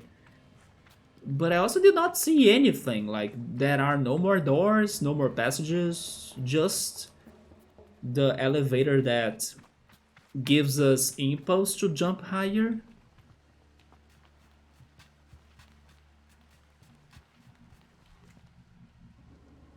Oh wait, this is something to activate. Yes, I saw the red wire in here. I'm like, okay. We need to give it power. Now that turbine is working, right? I think. Isn't it? I can't turn it off anymore, so whatever I did is permanent. Most likely, wait, most likely there will be chum eggs in here, I bet it. So we need to have our eyes open for them too. But it is super huge.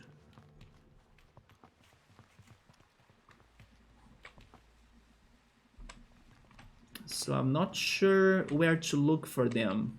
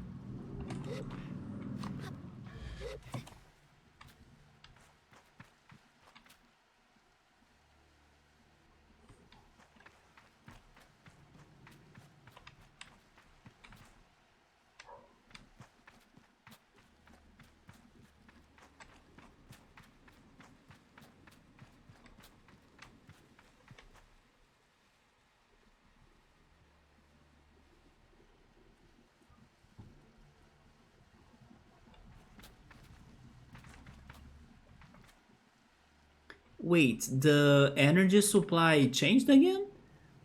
Because the cable went back to red, right? And I believe that's the same cable I activated, so it turned off. Subaru thinks that this ship could have been carrying the others. You know what? It could be. Yeah, because we have... Oh, never mind. There is something working on the back there. Yeah, because this is like a bigger station, right? And those smaller ships are here too, so possibly. Although these right here next to me, they are still kind of smaller than the Dunboyne, than the one in Salt Plains that I forgot its name. Trelix Pillar, wasn't it? Trelix Pillar. And also the one in here, Balfron Connection. I love how I almost said Balrog. And then Balrog is like from the Lord of the Rings. Oh yeah, it did deactivate.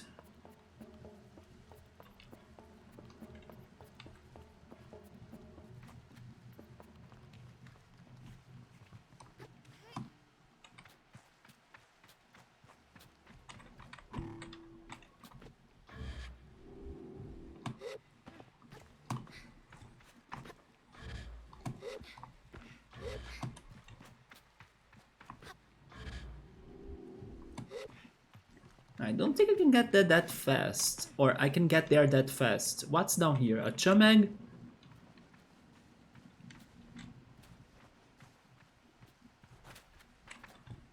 No?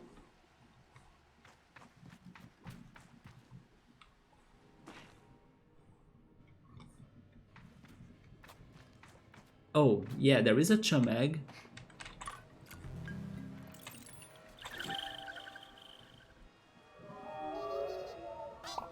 Who knows, Subaru, maybe after this exploration we can get another stamina upgrade.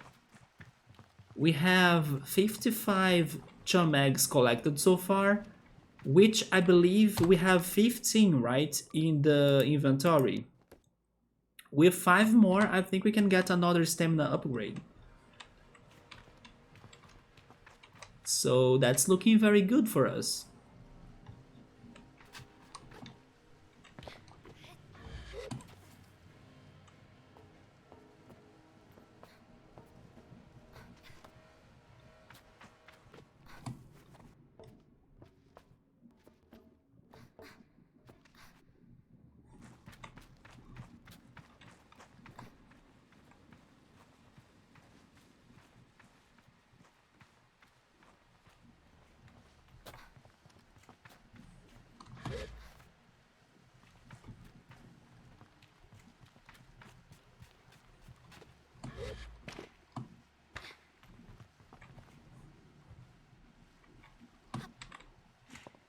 How was your carnival, Sabru?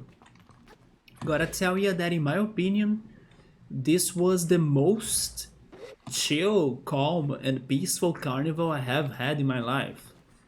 Because today I went out to buy bread and cheese, and like my neighborhood was completely silent and empty. It was insane. It was like the city was deserted. And I kind of felt the same in the weekend. I was kind of concerned about going out because I was thinking, oh, there are going to be parades and lots of people and drunk people and everything. I didn't see that much. Or I didn't see those things happening that much. I saw a little bit, but really not what I was expecting, because in general the city was very empty and calm, and today in particular it was super calm. Even calmer than, I don't know, a regular day. And my theory is that either people were traveling to Rio to celebrate it in there, or traveling around the world or to other cities in Brazil. So pretty much I think everyone left the city to enjoy the holidays. Yes, I know, Summer, you don't like Carnival. Me neither. I used to like it more. But I meant like, was it also peaceful in there for you? Did you notice a lot of parades happening? Because my city felt very, empty, deserted. It was surprisingly calm when I was expecting more noise, more people, more parades, more traffic. I did not see anything like that. Sabru only thinks that Carnival is like a problem that interrupts other things, or blocks other things. Yeah, that's why I'm surprised, because this time I felt the city was completely. It was, I don't know, way silent, or more silent than what I was expecting. Because yeah, normally there are parades, people in the streets, mass, noise, drunk people. But this time, man, I'm telling you, I could not believe how peaceful my city was.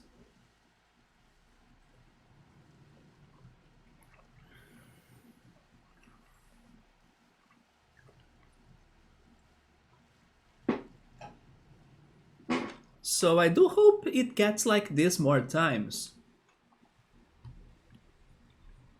Because it was very good to relax. Like the afternoon was super pleasuring. Because, yeah, outside it's like super silent.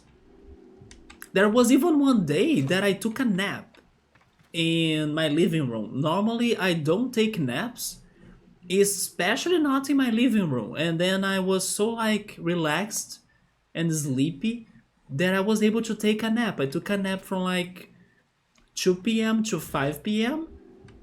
and it was super cozy.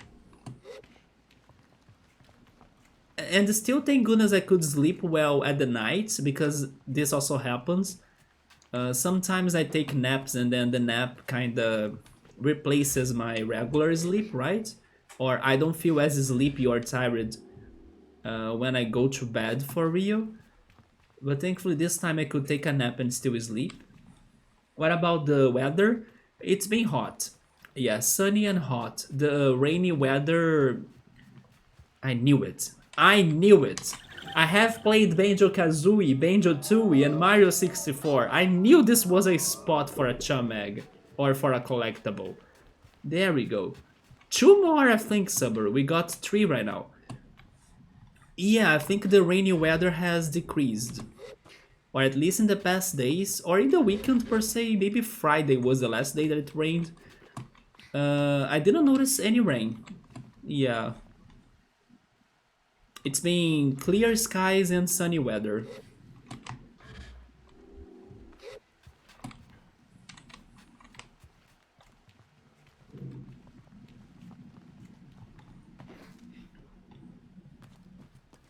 How'd you get up there?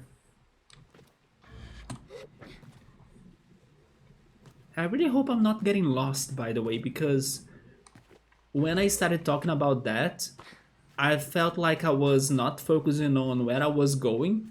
So there is a chance I'm missing some areas that I haven't inspected.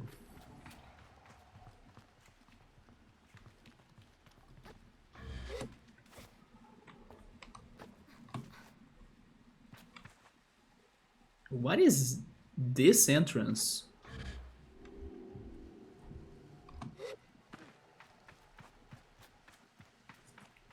This is not where I came from, right?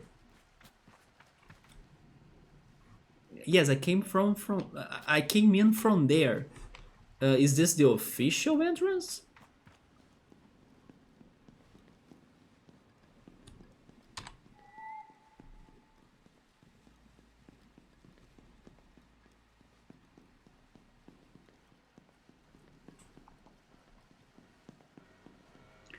You know something that this game could have, Subaru? Even though I'm not sure how would it work. Boss fights. This game could have some boss fights, right? I just don't know how it would work, but still. Wait, what is that right there?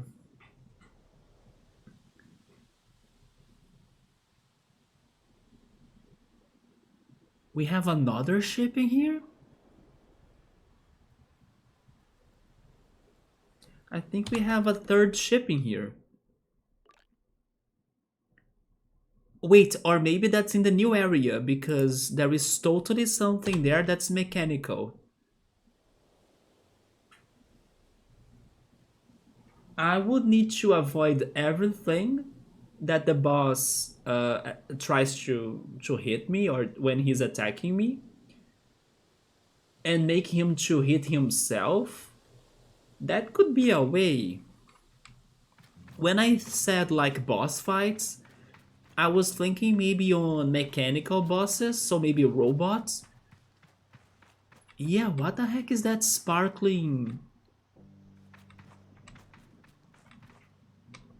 Although there is a... Yeah, if you look left, there is also a tiny sparkle right there that's isolated, but then there is the main sparkling lights in front of us, right? But then now, thanks to the map, I think that's in the next area.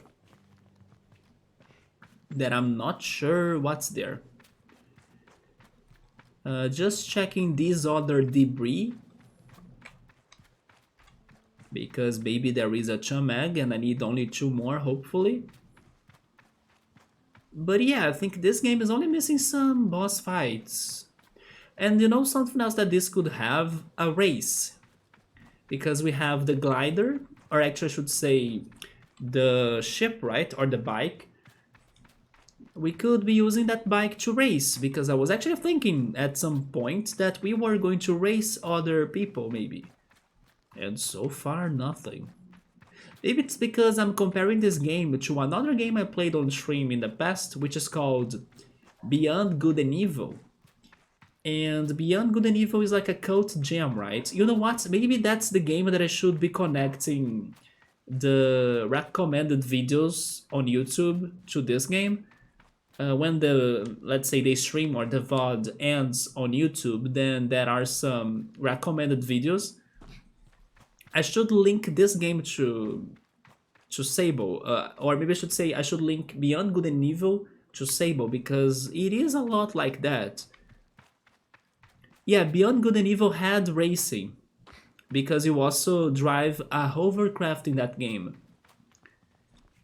And Beyond Good and Evil had fights because the main protagonist, Jade, she wields a staff, so she could beat some enemies. But the main thing about Beyond Good and Evil was to photograph, as she was like a reporter or an investigator. And she was investigating the conspiracy between a big company in the planet she lived in and the disappearance of some of its population. Yeah, that's the plot of Beyond Good and Evil. And then sadly, there was the announcement for the sequel, but then Ubisoft also got into some crazy polemics, right? Including the creator of Beyond Good and Evil that was very toxic to its co-workers. And then by this point, I wanna think, or at least I think, that the game has stopped its project.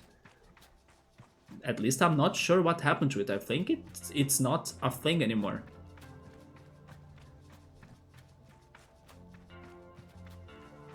But the original Beyond Good and Evil is a very good game. It even has a little bit of Zelda on it too. But imagine Zelda with this game that I'm playing though, because it is very atmospheric and is still unique on what it tries doing. Ubisoft had a budget cut recently, right? They canceled many things. The thing is that Ubisoft is under a lot of financial problems. So I'm not really sure if they canceled many things. In case you saw the news about that, then sure. I just can't remember seeing that they canceled many projects. But what I saw was that they started doing many projects. I mean, not projects. They started doing many sales for the games they have. They even did something about their streaming plan, right? Or their, let's say, Xbox Game Pass Ubisoft version stuff, which was like, I don't remember exactly, but I think that for $1 or like $5, you could use their service for either 1 month or 2 months or something, because they wanted to make some more money as they were under a big financial problem. Not to mention the sales. Many of their games got into crazy sales recently as well. But if they canceled projects, then I don't remember. Maybe they are delaying some projects. Another game that never got out still was Skull and Bones, right? Skull and Bones is still there, taking forever to be released. Oh, look at that! There is a chum egg in here.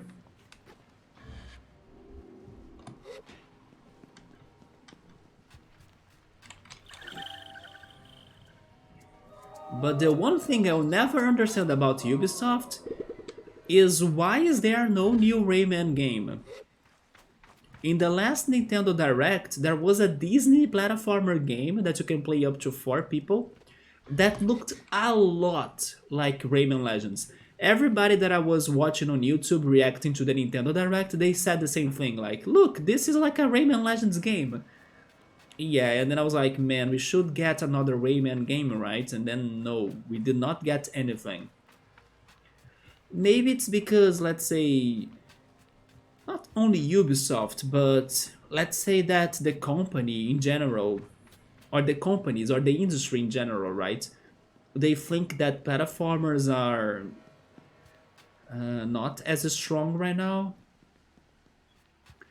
Because the industry sometimes has its highs and lows. And then, for example, some years ago we had the big boom on like Battle Royale games, and then every game that was new had a Battle Royale until it got saturated, and then now today everybody's tired of Battle Royales, right? But what about the platformers? When are the platformers going to get more attention? And then we started the open world. Oh, okay, this is not good. Subaru, there is a chance. No, not show credits. What the heck? That's not what I wanted to do. There we go, go back. I want to save the game. Subaru, maybe I'll have a power outage. I was just telling you that the rain was not happening, but I think there is a storm outside. Okay, I'm leaving the whale because I need to save the game somewhere. Yes, go back to the Balfron Connection. And I saw the lights in my room like flashing, almost like a power outage. Save, there we go. Okay, I saved, at least that. Now I'm kinda scared. Give me a second, let me look outside. Is it raining like crazy? I do hear the rain though.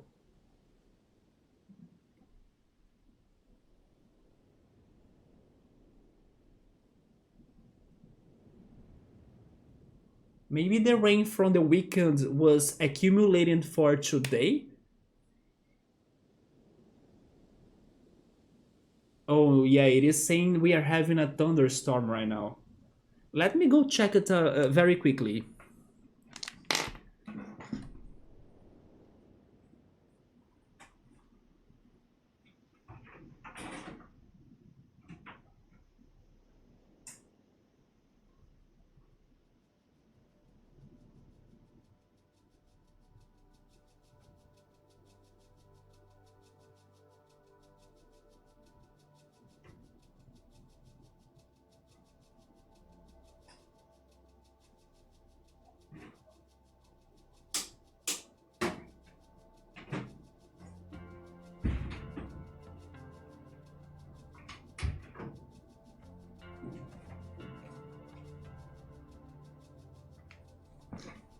Okay, so I see lots of lightnings outside. It is a little bit windy, but I don't think it is super windy. But as I almost had a power outage, there is a big chance it's going to happen. But I will continue the stream. But in case I disappear, it is mostly thanks to the power outage. To prevent some of my devices in here, I will turn off those lights. Just because it is extra, but then I also don't want to, I don't know, have a chance of burning it or breaking it in case of a power outage. And I'll keep my computers, but let's hope for no outage, shall was? Some is saying that Disney pays part of the costs? Wait, but Disney is not related to Ubisoft, as far as I know. Speaking of which, I think that game that had Shaggy, Batman, and other characters, it's going to close? You saw a thumbnail pointing to that? Do you mean Multiverses? Also, hi X5, what's up, man? Multiverses, bro? I was thinking Multiverses was actually popular. X5, in case I disappear, there is a sudden rain or thunderstorm happening outside, and then there is a chance I might be getting a power outage. So don't be surprised in case I go offline, right? But I'm risking it, and then I'm trying to continue the stream. I spoke about a Disney game, but that's not the one I was saying. I was talking about platformer. Yes, a platformer game that you could play as Mickey, Minnie, Donald, and Goofy. That looked a lot like Rayman Legends. Let's go back to the whale. I see. If we see all night in your webcam, then you died to the shadows. What? X5, what the heck, man? Don't make me think about that. It sounds like a nightmare plot, though. If we see all night in your webcam, don't worry about that, though. You are not going to see anything because I have this. Look at this. This is my savior from webcam hackers, dude. Yeah, after the stream, this is what's going to happen. Like this, or look, you see? Unless you have X-rays on your eyes, right?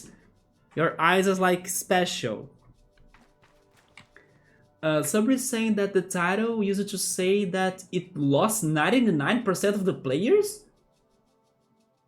And then X5 is actually agreeing with that. Multiverses is having a player average of 804 in the last 3 or 30 days? What happened? And it sucks because it is a game that I kind of wanted to test it myself. As everybody said, it's like the new Smash Brothers. And you know when we wanna do things but we always procrastinate and save that to the future? Look at that right now. Probably there won't be a tomorrow for me to play it or to test it myself because now you guys are telling me that the game is dying. I cannot believe that because it's the complete opposite of what I thought that was happening to the game. Oh, X5 got an X on his eyes. But I don't know if they are the X-rays. Honestly, I think they could be. That's a very good lore for your avatar. That your avatar has X-ray eyes, right? The game player base died hard, holy smokes, man. Yes, I'm like, wait, how did that start to happen? Like, because the last time I heard of it, people were saying it's super fun, especially if you play it with like a friend, because the team mode, right, is very it has a very good mechanic and very unique mechanic too to co-op with your friend against another team. So I was like, oh man, Multiverses is doing a good job, let's go. And then now you guys are like slapping my face saying no, Multiverses is dying. I'm like, wait, what? Why? But yes, I still haven't tried that. It is a game that I considered trying. I understand in case, let's say, it is an expensive game to keep it up, because it does use many, let's say, important characters like Batman or like Shaggy, Scooby-Doo. You know, there are some solid names in there that probably they need to be paying the royalties or the copyrights and stuff, even though the copyrights is theirs too, right? They are all kind of like Warner's characters or DC characters and stuff. But still, I was not thinking the game would flop like that. You are going to put a screenshot of Steam charts on it? Okay, on Discord? I'm mind blown now. I could swear the game was looking good. Did you try it yourself, X5?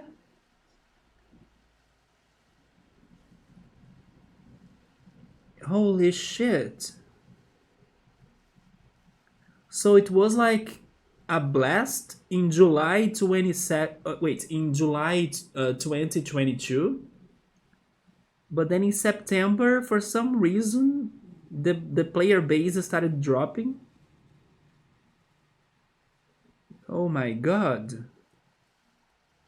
Yeah, look at that. From August to September, it dropped like crazy.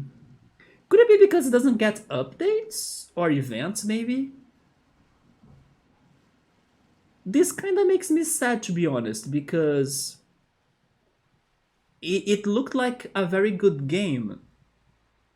And especially because it is for free, right? Free games should be getting more support because we don't get many good quality free games out there.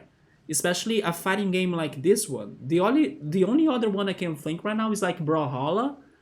But even Brawlhalla is more simple than what I have seen of Multiverses. Although, to defend Brawlhalla, many people compliment it a lot too, right?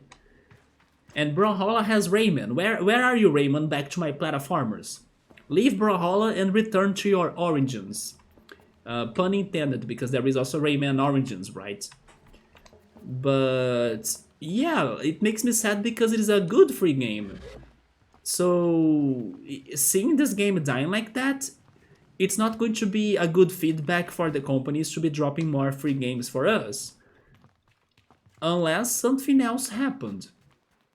And it does make it extra disappointing because it is a free game with famous characters like Batman, Shaggy, Scooby-Doo.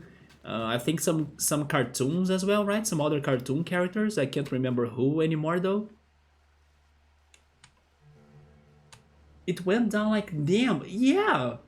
And it's been a while. From that chart X5 post on Discord, the game was starting to go down in August and September of last year. So I was like, seriously? It's been that long since the game went bad? And then you guys don't know why, right? There is no specific explanation. Somebody's saying it's probably because people went to play Hogwarts. No, man. Since August and September, the game has been that bad. And also Dead Space. X5 was not really interested on multiverses. The thing is that I was somewhat interested, but like I was saying, it is one of those games that I feel lazy to test it, you know? It's hard to explain. It is something I could see myself playing, but I would need something that would work as a catalyst for me to start playing it. But as I was by my own, making my choices on what to play, what to do, I never was able to give myself that catalyst.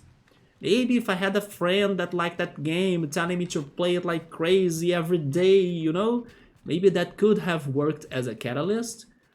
But as I was by my own, I was not strong enough to make things to change. And then now I think I won't anymore because the game is dead. I think some players were talking about, oh, it was slow on updates. Yeah, that's what I was imagining. They should be doing more tournaments as well, you know? Something that would keep the community alive. But man, what a plot twist. X5, I saw that today you were playing some Genshin, right? Genshin is one of those free games with microtransactions that are still going well, right? I still also have never played Genshin. But I'm interested because it does look a lot like Zelda. Somebody's saying I got Smash, I don't need multiverses. Yeah, now it's even hard for me to play it thanks to that.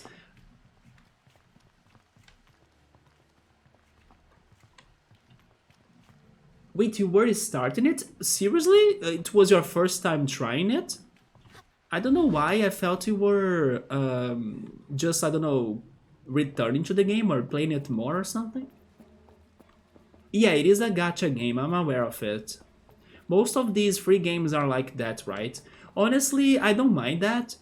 If it is what it needs to do in order to be free, then sure. As long as you can still have the complete experience without paying a cent, right, for it. Oh, I won't be able to climb that. Let me try again, though.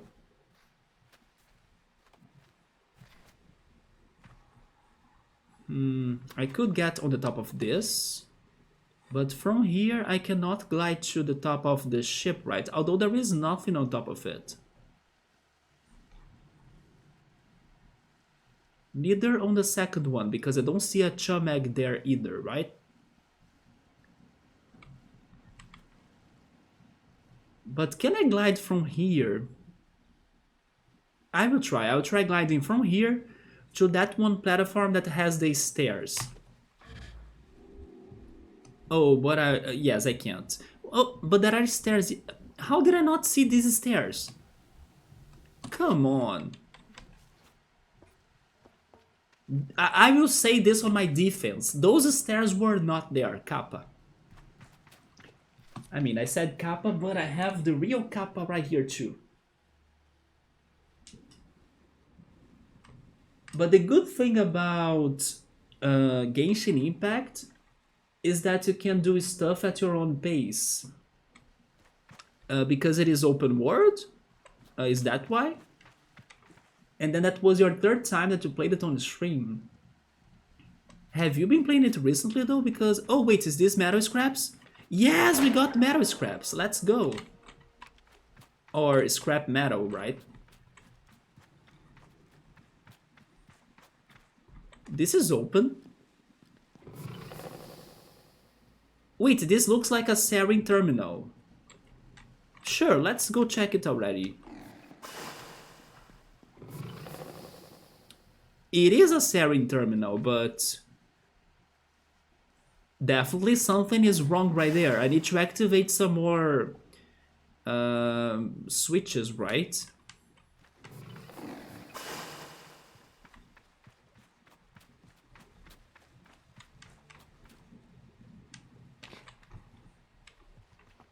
Oh yes, a Chameg!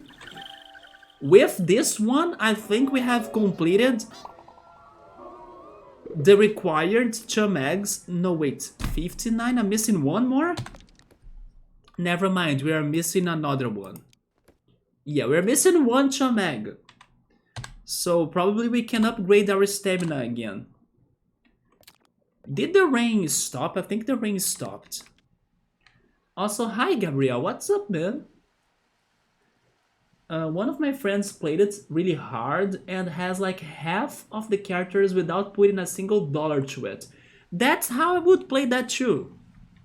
Yes. I understand that the gacha is like a big deal in Genshin Impact because probably they have broken characters and stuff. But just like how I played Yu-Gi-Oh! I was talking about Yu-Gi-Oh! Earlier. Yes, I also did not spend a cent in Yu-Gi-Oh!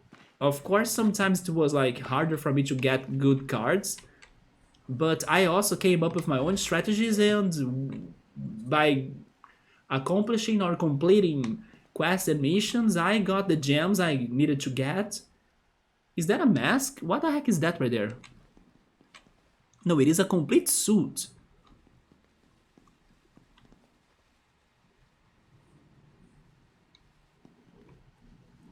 Wait a second right here. Also, by the way, I said the rain probably stopped, but maybe not because I just heard some crazy windy or wind activity from outside. I have a theory now. I think this is the main terminal for the Sarin side quest. And then those two things that are activated right there are probably the two things I have activated already, right? Yes, I think that this is the end of Sarin's side quest, and it means we have to activate 6 different airship terminals, which I have activated 2 so far. And then maybe my reward will be that astronaut suit right there. Right, Sarin? This is where your side quest ends, correct? I encounter a strange luminous figure. It greets me before I even have a chance to be frightened. New user found. Hello, please enter your new username. I find myself whispering my own name. I suddenly feels odd in my mouth. Like this is the first time I have said it aloud.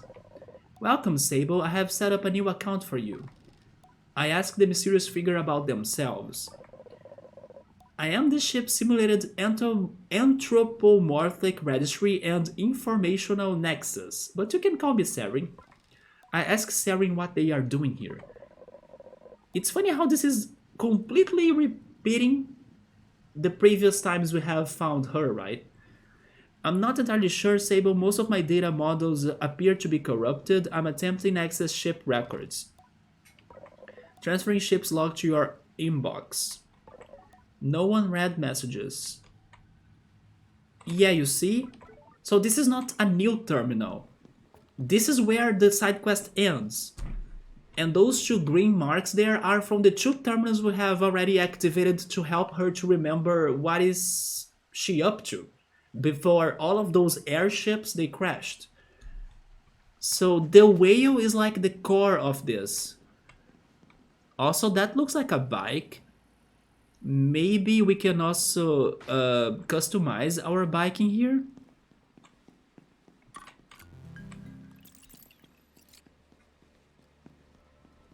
But finding this place is very good because now I know, or at least I have a good idea of where two of my current side quests will end. This is the end of Saren's side quest, but I also know where the artifact side quest will end. And it's going to end... Wait, I know I found the place, but was it in Sansee? Yes, I think it was in Sansee. No, it was in the Mysterious Shrine. No, it's not in Sansee, it's down there. The Mysterious Shrine is where it ends, like this one, the artifact side quest regarding the ancient race. Let me save the game again just in case, and then I will go check the chat. So because of this, Subaru, I think that the whale will not give us another terminal, although we haven't completed, right?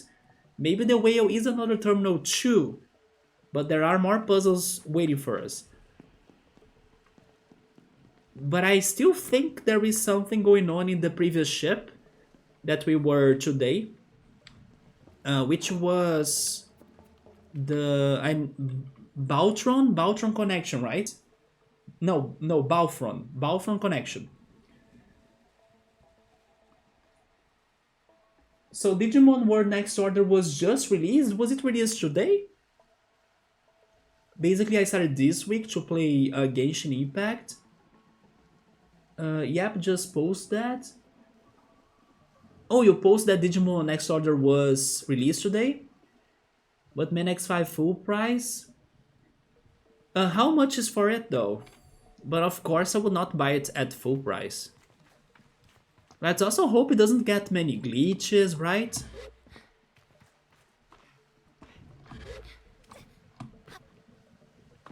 Have you played Next Order X5 or would it be your first time playing it? But probably X5 has played Next Order in the past. And then Bandai does that shit? Of course they do. Oh, it would be your first time? Also, hi Yoda, what's up, man? They could have at least made an usual 20% discount from the pre-release. Yeah, when there is a pre-order, sometimes they give you a discount, right? But sadly, this is not Digimon World pre-order. It is Digimon World Next Order. Because they want to profit from your next order, right? It's all about the money. That was such a bad pun, right? But I appreciate you laughing from it, X5. But that was so lame though. But that's my humor quality, right? That's what you're getting in here. Yeah, it's not pre-order though.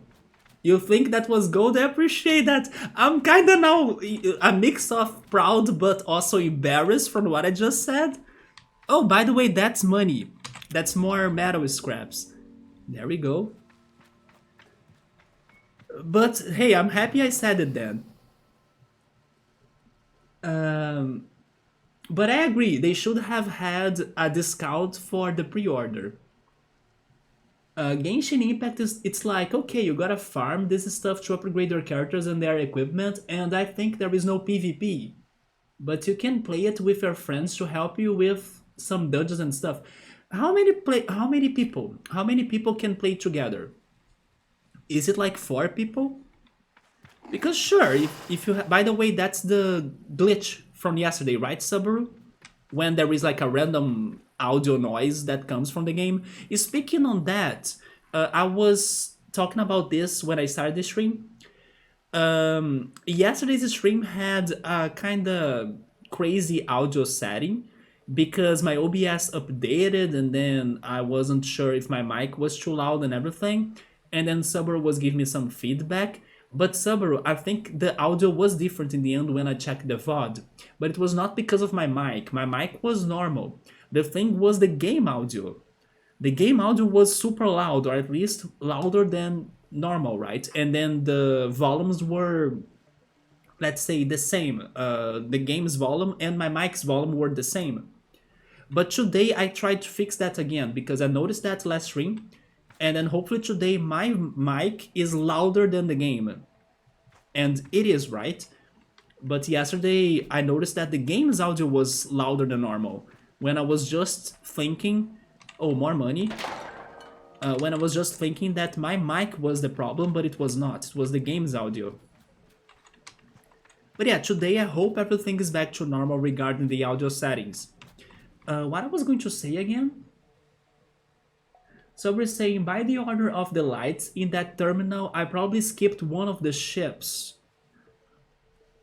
Yes, I have only been to the Salt Plains and also to Sansee.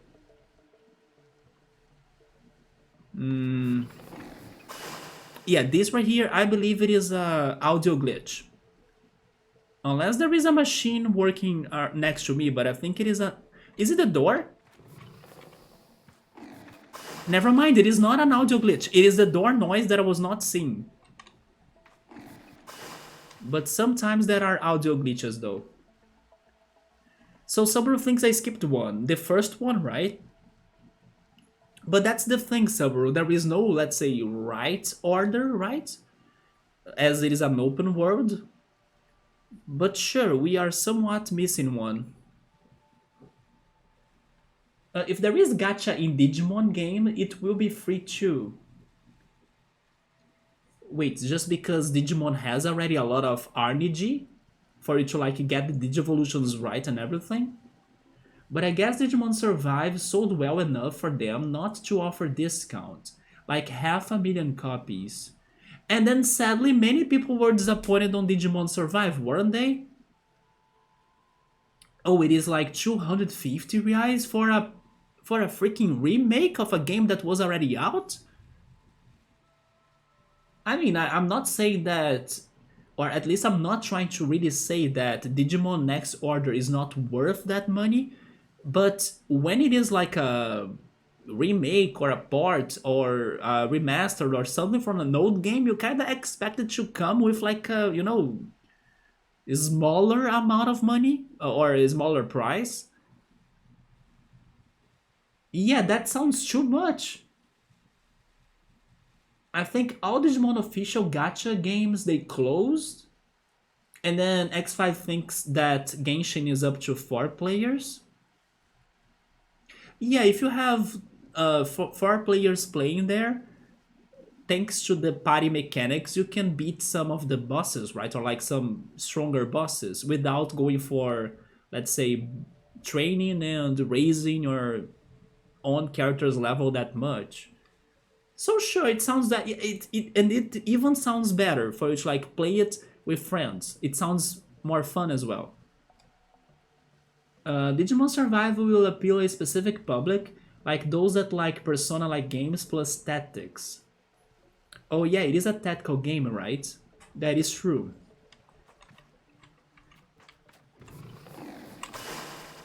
Can I leave this place now? I'm not sure if I'm still missing something.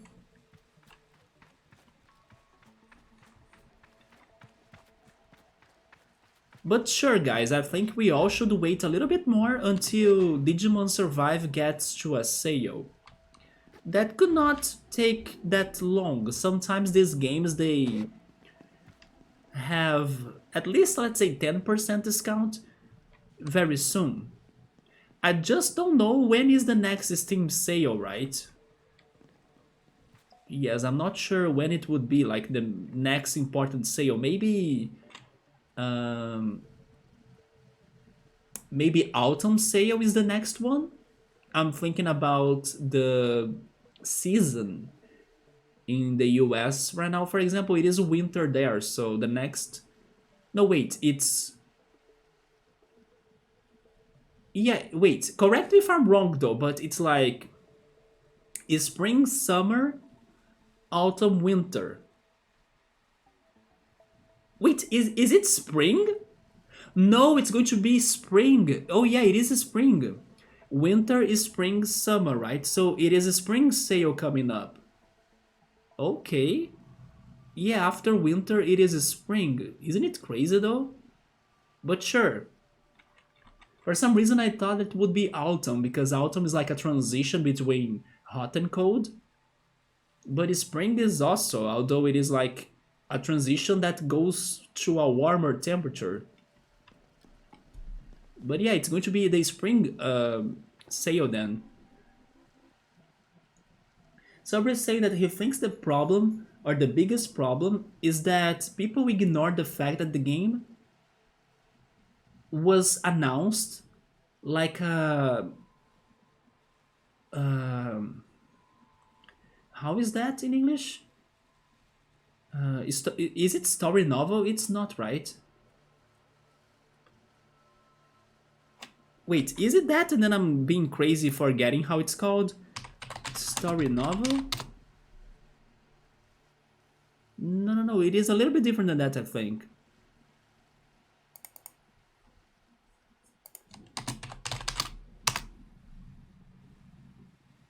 Visual novel. There we go. That's what I was trying to remember. Yeah, the game was announced like a visual novel, right? Yeah, visual novel. There we go. Yeah, visual novel. Yes, I also got confused. It sounds somewhat close to the right term, but the right term is visual novel. It's going to be the spring sale. It's running from March 16th to March 23rd.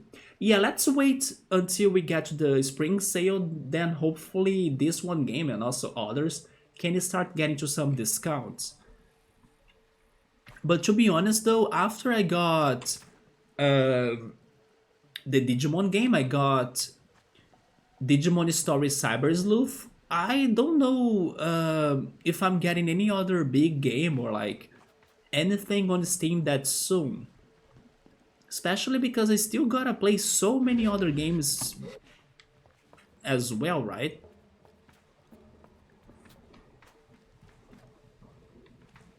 So let's leave this place. I think I have checked every corner of Sarin's terminal here, or at least this core terminal. Yeah, let's go. And those two games are very long. Yeah, especially because you guys also told me that Digimon Cyber Sleuth. Have you played Cyber Sleuth X5 or even you, Yoda? Have you played those Digimon games? You guys told me that Cyber Sleuth even has a DLC that doubles the story, right? Yeah, the one I got was Cyber Sleuth Complete Edition, I think, or Deluxe Edition or something. And it has the DLC too. I think Summer was playing the DLC, weren't you? Oh, Yoda has played the first one. The first one you mean Cyber Sleuth or do you mean Next Order? Maybe he means Next Order. Yoda, by the way, guess what I did today? Anime related. Actually, this week I was focusing on that, and then today I finished it. Oh, Cyber Sleuth, it's the one Yoda has finished, so maybe he hasn't played the DLC then. The Digimon games that I played, they were Digimon World 1 and 2, Rumble Arena. Rumble Arena? How come a Digimon fighting game? And then Data Squad. Data Squad? Let me Google that. Digimon Data Squad. It's for the PlayStation 2. Action RPG. Is it good?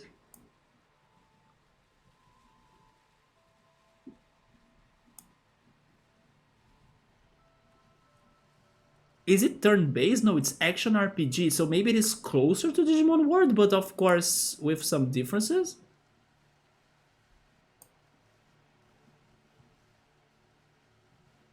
Although some people said it's... wait. Yeah, some... Never mind, it doesn't have a very good rating, right?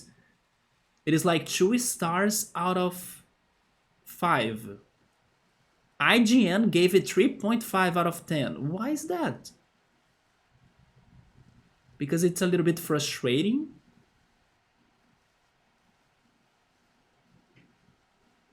And then it has a bad it has like bad executed mechanics and also a not very original plot or narrative. Huh. Okay, so this game is not that good though. And then the other one was the fighting game, Digimon Rumble, right? Rumble Arena.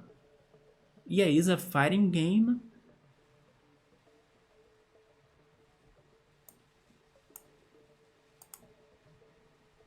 It even had Hudson Soft in the development. Good days of Hudson Soft developing Mario Party 3 and Bomberman games.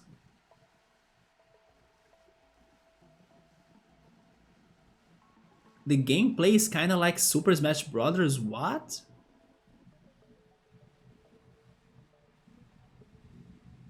Yeah, Rumble Arena got better ratings, although it's very average as well. It's like 5 out of 10. Yeah, it is like in average. But interesting, a fighting Digimon game.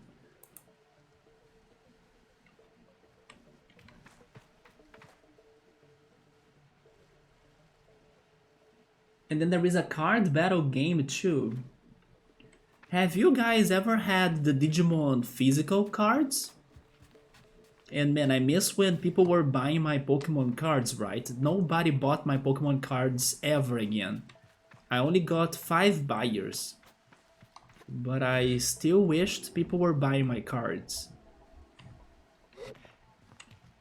I made the awful decision of playing the main game along with the DLC, like 2 chapters from main game and then 2 chapters from the DLC. It took you forever. Don't you think it would sound a little bit repetitive as well? I mean, I'm not sure how different is the DLC from the main game, but maybe because they pretty much check the same perspective. I mean, sorry, they check the same event from different perspectives. It could be a little bit tiring as well. Somebody's saying that he was playing it, but he advanced more on the Hacker's Memory DLC to not get to a farther point in the Cyber Sleuth story. Because Saber was playing Digimon Cyber Sleuth, right? But then he was focusing on the DLC. Wait, this is a glass wall?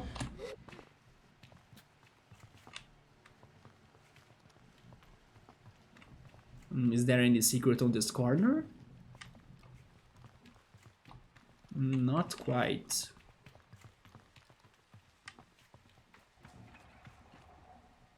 So X5 has played it a long time ago, and he remembers that he didn't like it around that time. Oh no. Okay, so Digimon Data Squad was really bad then. Bad mechanics equals to exactly what a lot of people complain in regard to Digimon World 1 pooping. I mean, for a Tamagotchi game, then pooping makes sense to me though. And this is more scrap metal for us to sell.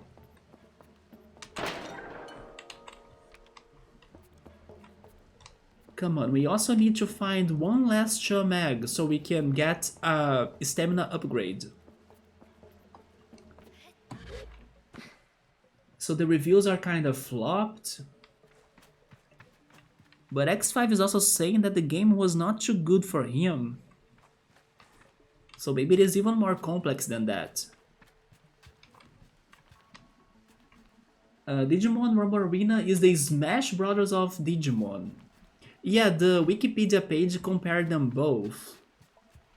Even though the picture didn't look like Smash Brothers at all though. It looked more, I don't know, like Mortal Kombat, you know, or Street Fighter, something more 2D based. Never. No, there was Digimon fighting game before Pokemon fighting game. Was the first Pokemon fighting game Pokken Tournament? It was, right? That's kinda crazy to think about. It is a different perspective, but also totally different routes. You could say that they had a poopy opinion regarding those, oh my god. I know a streamer played the two routes of Star Ocean 2 at the same time, and he didn't finish the game because of this. It's probably because you feel that you are spending too much time in the same situation. Remember when I was playing Golden Sun and then we were taking that trip that was crossing the ocean to get us to Toby? Just because that cutscene or that trip took forever to complete, I felt I was spending too much time in there, and then I was getting super frustrated because the characters were stalling that section for too long, you know? Maybe it is something around those lines. You want to see progression, but the game locks you into that same situation forever, even if there are different perspectives or, you know, another routes. But still, it's the same part of time that you are stuck at, and then it can get tiring.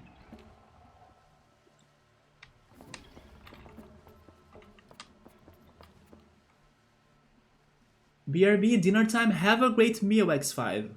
Thankfully, I'm still not hungry, right? Because I ate 2 sandwiches before starting the stream. By the way, Yoda, I started saying something, but I didn't finish it. I went back to some animes I was stuck at. I also got up to date with The Last of Us, by the way. I actually talked a lot about The Last of Us with Subaru yesterday and today.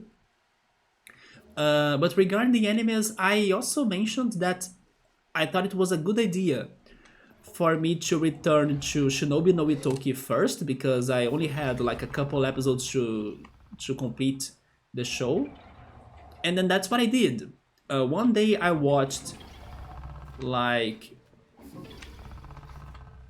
3 episodes, and then today I finished watching the last 2 episodes. And Yoda, you were very right, man. The show speeds up like crazy, and sadly, I'm not sure how to explain or why I felt the way I felt, but sadly, thanks to maybe this super fast speed that the events go, combined with, let's say, how the show did not give us a very powerful hype since the beginning, it was one of those shows that were okay-ish, but never really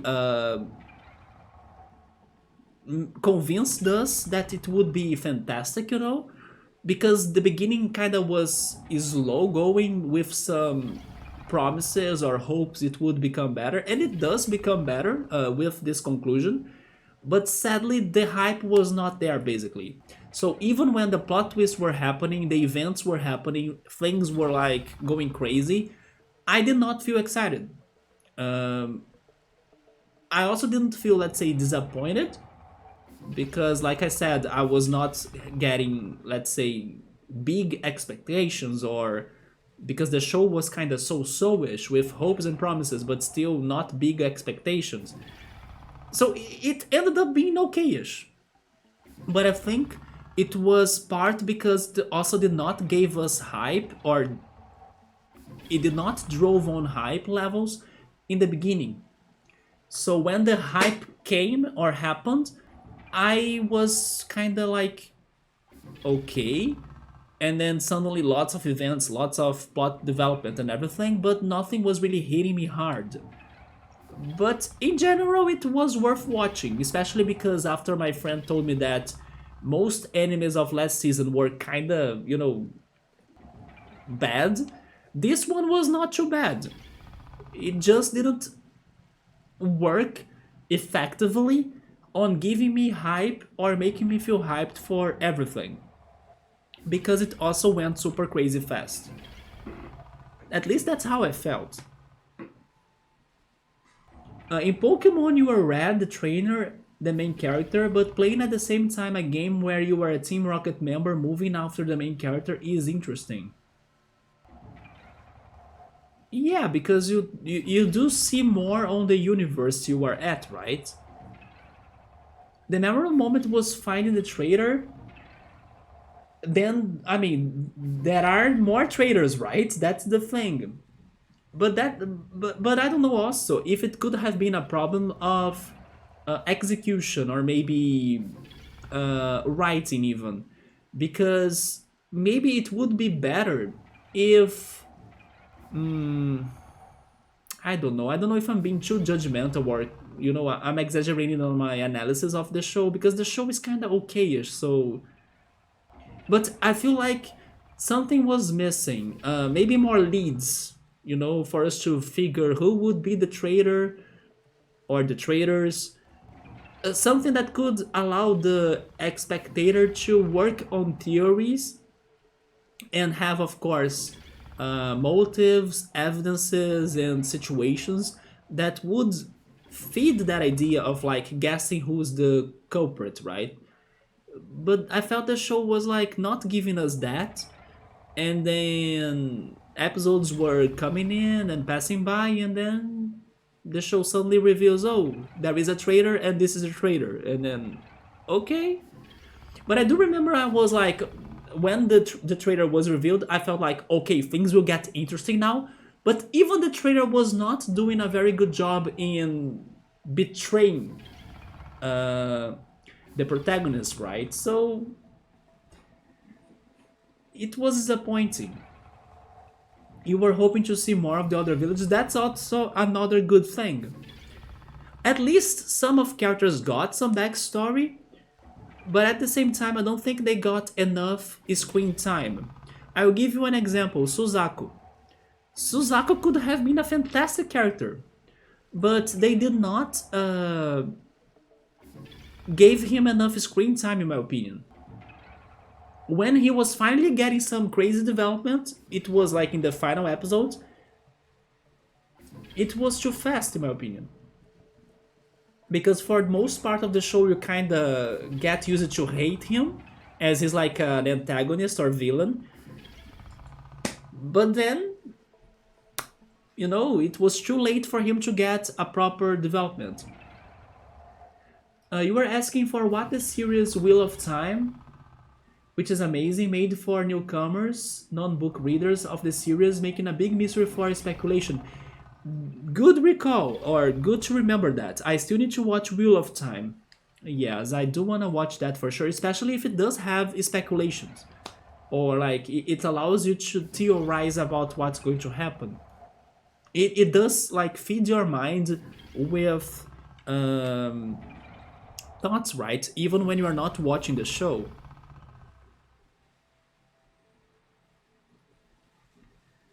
But again, this one anime that I'm talking to Yoda, which is Shinobi no Itoki. Shinobi no Itoki is like a normal anime. So I'm saying those things, but at the same time, it is not that fair for me to also demand that it gave it all, right? Oh, I fell. Because it is a low quality budget anime. But I gotta tell you this, Yoda, I don't know if you noticed that, but I felt that in the last episode, the animation got an improvement. I have the feeling they saved more budget for the last episode animation. Did you feel like that too? Because the battle scene was somewhat more impressive, graphically speaking, than the other episodes. At least I was more impressed by that. But maybe another way also to describe Shinobi no Itoki is this situation. Imagine that you have a very good looking dish, but the dish is missing on herbs and spices. Maybe that's the way I would say or describe Shinobi no Itoki, because even though it had plot twists, and let's also be honest, maybe some or most of those plot twists could have been a little bit predictable, but still it was a somewhat solid story, in my opinion. It was like not without the surprises. It had the surprises, but for some reason it didn't have the spices or the herbs, or something was missing.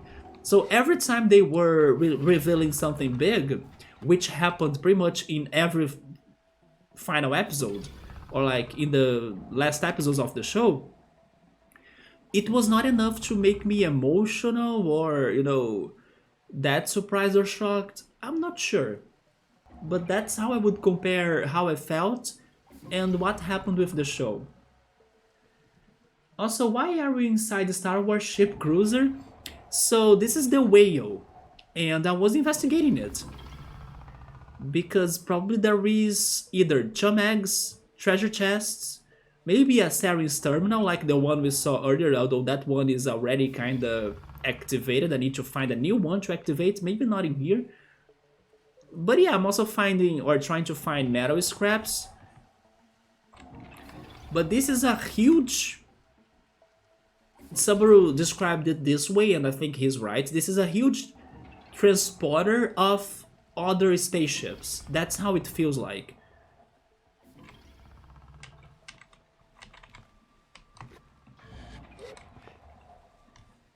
Yeah, you see there are other spaceships right there. This is like a cargo, right? I think that's the word. And this is a new area that we... Oh! Hello, glitch? Okay! Thank you so much for not, like, ruining my platforming. When the obstacles are not working properly. I don't know if I can jump there, though.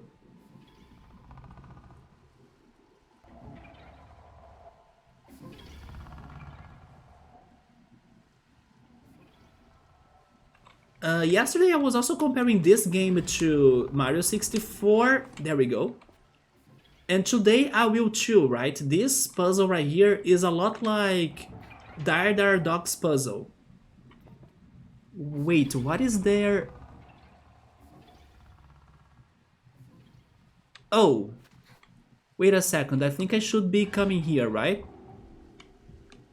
So I can activate that other button right there.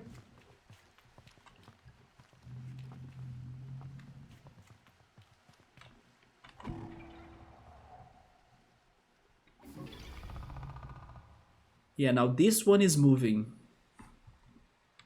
And I think it is a shortcut.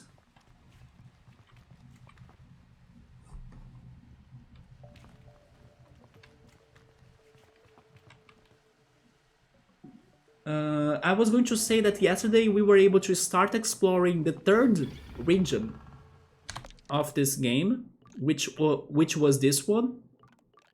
It's called the Redsee. This one is Sansee. I still need to fish the final fish of Sansee, but I could not find the fish, so I kind of gave up on that, or at least for now. And then I started exploring this area right here, which is the Sansee. And then we went earlier today to try investigating the Balfron Connection, which is a ship, but is smaller than this one that we are at right now. But sadly, I'm not sure if I found everything I had to find in there, but it was super short. I only got 2 chum eggs and that was it. I was hoping to find a Saren's terminal or more dungeon, but no, it was super simple, 2 rooms, that was it. I still want to believe there is more to it, but I couldn't find anything else. So I decided to come to the whale, which is like a bigger, massive dungeon than the first one. Next time, I think I will go and check this area right here, which is a city. And that city is called Acria. And also, of course, try finding more things in this region. But that answers Gabriel on why we are in this crazy big Star Wars looking like place. I was mind blown when I found this yesterday too. I was like, what the heck is that? And then it is this crazy big. Suzaku equals to less cool version of Sasuke.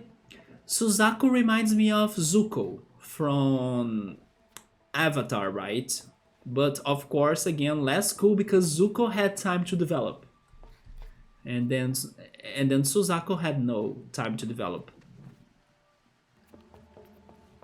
But overall, it was a good anime. But of course, a forgetful anime still, right? Because it missed on spices and power and taste. But again, it was somewhat entertaining. At least was not fully disappointing. It was just not super remarkable either.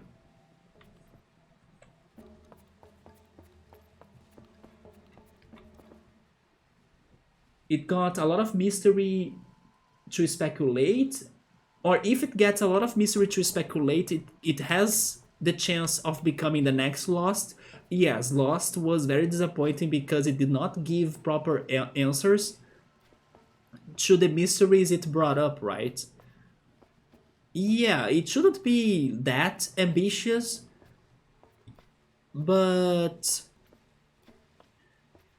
I don't know. It's because the show starts one way and then it suddenly gets super fast and then it feels different and then you are not ready, or the change it does doesn't really have a big punch on you when things accelerate. I'll give you an example. This is one of the best shows I watched last year.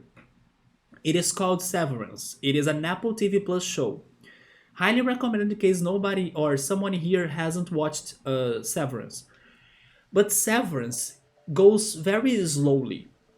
Yeah, it has a very weird flow because the episodes can even feel long as nothing or not many things are happening per se, visually speaking, because it happens in an office room pretty much, and then the office room is a boring place to look at, right? It was even one of the challenges the photography person or responsible wait the person responsible for the photography of the show was challenged to accomplish, to like how could they make an office boring room to become more appealing to the spectator's eyes.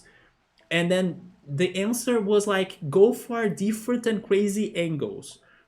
And then that's what the director and the photography responsible of the show went for, like crazy different angles to make the office room more appealing.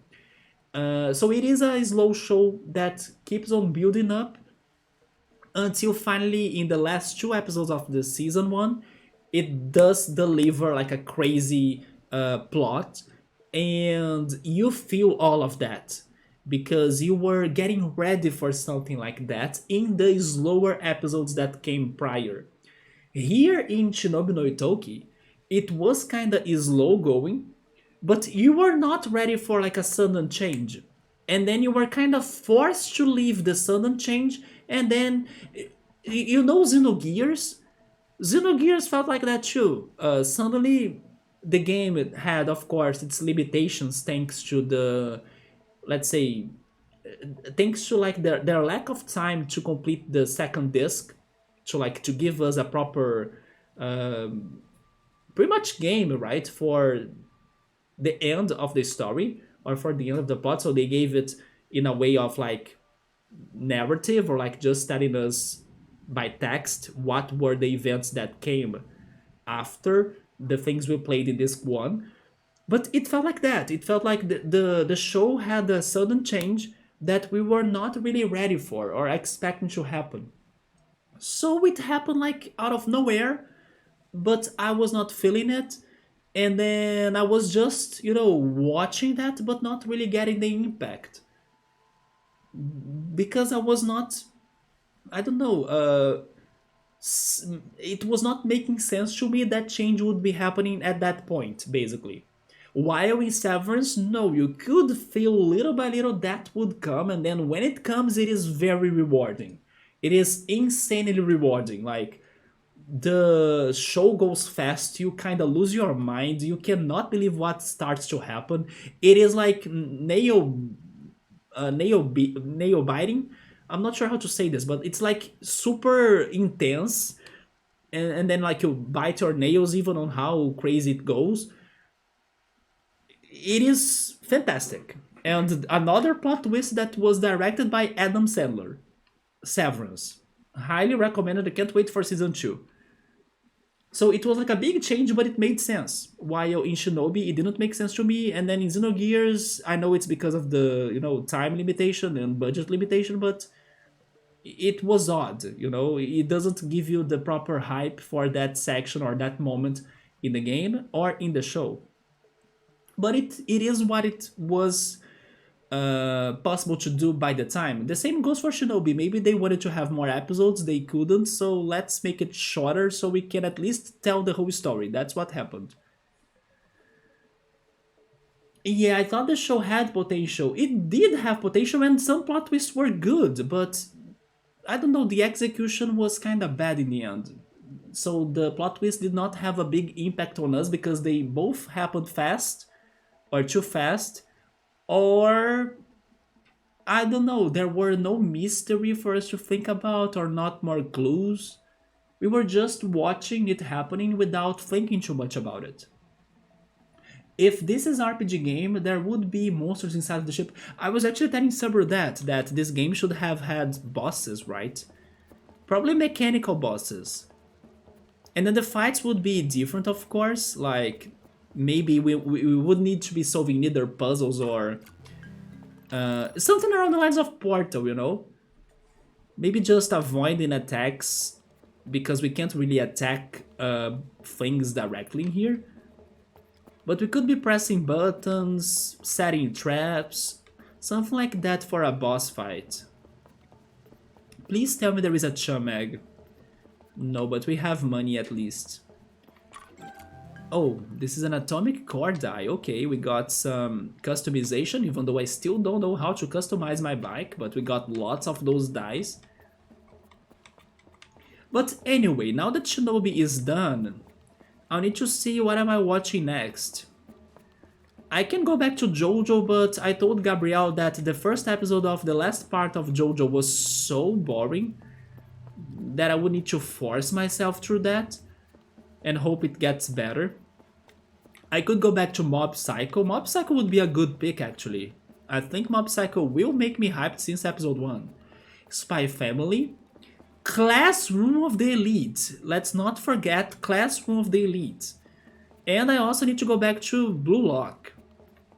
Yeah, there is also Blue Lock there that people have been saying it's good, or it's been getting good. But I'm thinking I will either go to Mob Psycho or JoJo, because I started JoJo even though I'm like, this first episode sucked in my opinion. But yeah, I will see what I'm going after next, right? There is also Naruto. I also haven't been watching Naruto anymore, but I want to. And then there is Inuyasha on Netflix too, but then part of me feels like if I start watching Inuyasha, it's going to take forever for me to finish that. And I won't be really watching the new shows, right? Really, that's all that I can do up here? Did I climb that just for that? Seriously? That whole puzzle was just for this? There is no way, there gotta be something else, don't you think? Although from here, I can probably glide to many other places too, right? Do you see anywhere else that looks interesting for me to go?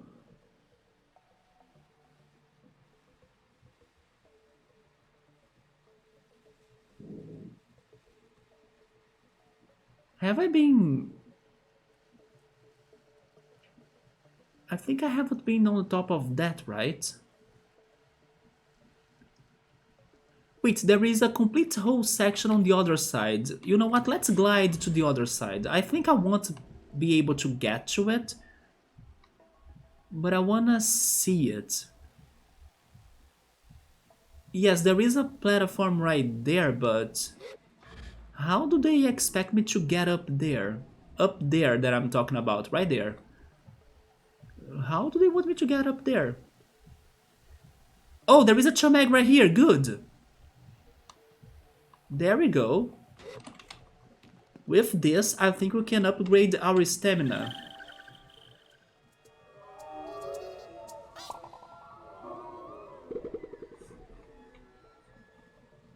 Could there be any other chum eggs that I'm not seeing? Probably. But since I'm here now, let's check this area. Oh, never mind! I just fell, rip. Oh, I can climb here. No, no, no. Climb, climb, climb, climb, climb. Climb. Don't give up. There we go. Okay, at least I made to this other part. That there is a chance I have been to it before and I don't remember. No, I haven't, because there is more metal parts in here. Good. Also, hi Ultras, what's up, man? Are you having a Leafs game?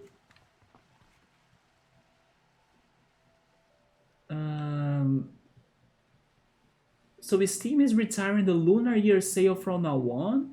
They will not promote it anymore in order to have all 4-season sales fixed. What do you mean by 4-season sales fixed? What are they trying to fix though? The game devs and publishers will still be able to set discounts for their games during Chinese Lunar Year if they so wish, but no big Steam supporting it anymore like they always did. So I posted on Discord the page for the Brazilian Carnival Steam sale, but I gotta tell you, it was one of the most hidden sales ever done by Steam, right? Because if you go to the opening page of Steam, they don't say anything. There is nothing that would tell you the Carnival sale was a thing. The only way for you to know it was a thing is if you've browsed or searched for a Brazilian game, and then in the Brazilian games page, then there is a link for you to go for the special Carnival page, right? So maybe they are going to do something around those lines with the Lunar sale. But yeah, the Carnival Brazilian sale was very disappointing because of that. But I gotta tell you that I loved the art or the drawings they had for the page. They were very fun, very creative, lots of Brazilian memes, lots of Brazilian references. There was even a coxinha in there. So yeah, their art was fantastic. I laughed a lot. I loved them. They had the freaking mascot for the Brazilian team in the World Cup, the freaking canary guy, right? They had the 14 Bees, which is like the plane by Santos Dumont. I mean, people will debate this forever, but one of the possible creators of the airplane, right? Together with the Wright brothers in the US, but there is always the fight between who invented the airplane, and then it's either the Brazilian or the American. So anyway, it's like a fight between who came first, the chicken or the egg. It's like one of those things people start debating and it never gets to a conclusion. But they also had that reference in there. They had a flip-flop that's very popular in Brazil, and some other things too. Actually, the flip-flops are like those, right? Behind me. But sadly, it was very hidden. The page was super hidden in Steam, right? Or on Steam. The summer sale will go from June to July, autumn sale in November. What about the Halloween sale? They won't get rid of the Halloween sale, will they? Winter sale in December and January, and then the spring sale in March. Did you finish Naruto? Not at all. I'm still in season 5 to 6, I think. So it's 2-0 for the Leafs against the Buffalo Sabres. Buffalo Sabres. That sounds a little bit familiar though. No, but they were not the 4th place in the charts, right? Or were they maybe? The crowd is like 70% Toronto fans because it's 2 hours away. I see, so everybody traveled to the city.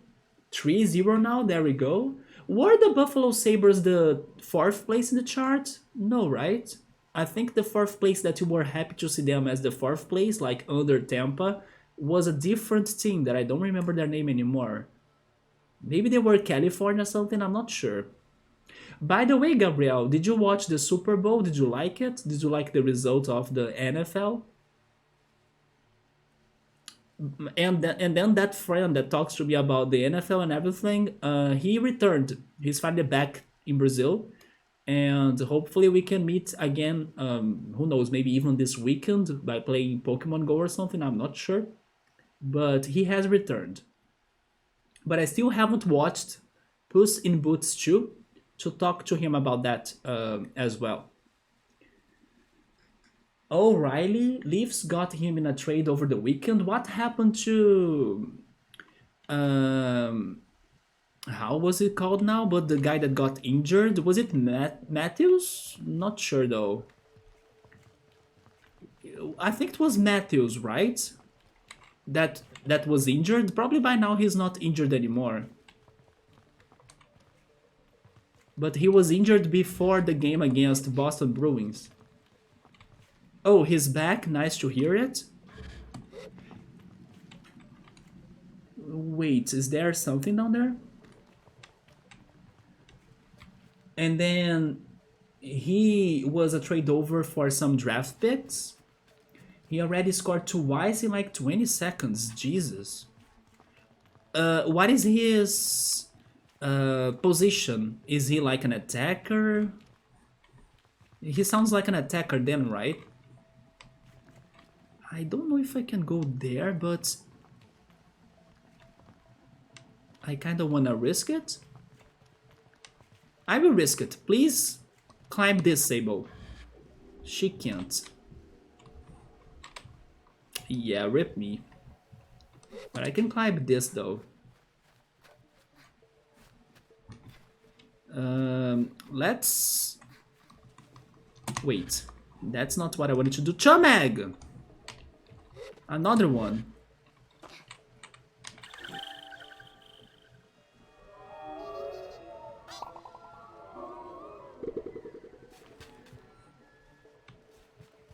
I was referencing this place and comparing it to Banjo-Kazooie and Banjo-Tooie, and also Mario 64. Ultras would pick my reference. Like, I was comparing... never mind, although now I'm kinda not in the puzzle anymore. But the earlier puzzle was a lot like Dire Dire Docks, that you had to grab the floating grids and then use them to move to like upper parts of the level, right? Yeah, this was making me remember that part in Mario 64. But now I'm getting Banjo flashbacks again, because this is feeling like Grunty Industries, which is... I'm not sure if I would say the hardest, but if it's not the hardest, then Cloud Cuckoo Land is the hardest level in the game. But definitely the one that traumatizes people a lot. Yeah, Grunty Industries traumatize people a lot. But it's also probably my favorite level in that game too. Isn't it crazy how the hardest and most painful level could also be my favorite? It's because I think it's genius. The way the industry is like done or made is like mind-blowing. The complexity of that level is like, whoever thought on this really did a great job, because it is super good to explore it and to realize how interconnected everything is in that level. So I got some flashbacks now of that level too. One day, hopefully we are playing it, and I will struggle so much because getting the collectibles there is super hard. But at the same time, I also love that level a lot. I do have great memories on it. I guess the positive side of waiting for a next order discount is that as the game is on PC, now we will have mods. Man, I'm still one of the few people, I guess, that doesn't care that much for mods. I don't know, I understand why they are somewhat exciting, but I never really care that much for mods. I normally prefer playing the games normally, right? They are fighting for 4th. Oh, but they were not the 4th place then. but that was actually them. That was the Sabers that I'm talking about. Yeah, remember that you were happy to see that team being fourth, but maybe now they're not fourth anymore, right? It was an amazing game, the Super Bowl, like really amazing. Did the team you wanted to win, but not the like the Green Packers? I think that's the name of the team you cheer for, right? Something like that. The Cheeseheads. He's back. There was a break over that time anyway, so he only missed 3 times or 3 games. Oh, he plays forward, the O'Reilly guy. He's on Marner's line. And then Marner's assisted every goal so far. To add Pokemon into a Digimon game, Yoda, that's the mod you dream of? And then another goal. Okay, so Ultras, I'm sorry, man, but I don't want to jinx it. But can I do this already? Because honestly, if it is 4-0 in the beginning of the game, it's over, right? O'Reilly came in with like the lucky gods. He came in with the Arnie Jesus shoe, and then that's it. Leafs are winning. I mean, there are mods for personalization, customization, and then there are mods for fixing things that the devs didn't fix. It's just that when I think about mods, I normally think on like a very different looking game than the original, and then that doesn't necessarily mean that I would like that. And then regarding aesthetics and customization on like who do you play as or how does your character look, I honestly don't mind that much. But I do understand how it is a big deal for many people. For example, Bookmark. Bookmark loves to customize characters, especially because she creates and designs or draws her own original characters, right? But in my case, I don't know, I'm more like, give me a protagonist and then we can go with that. And then if there is a customization option, then sure, but it depends on the game too. Maybe some games could make me more excited to customize things than others. By the way, I'm not fully sure if I have done everything here, but one thing is for sure, by the look of my stream so far, and by the time it is, I won't have time to really go through this all over again today, right?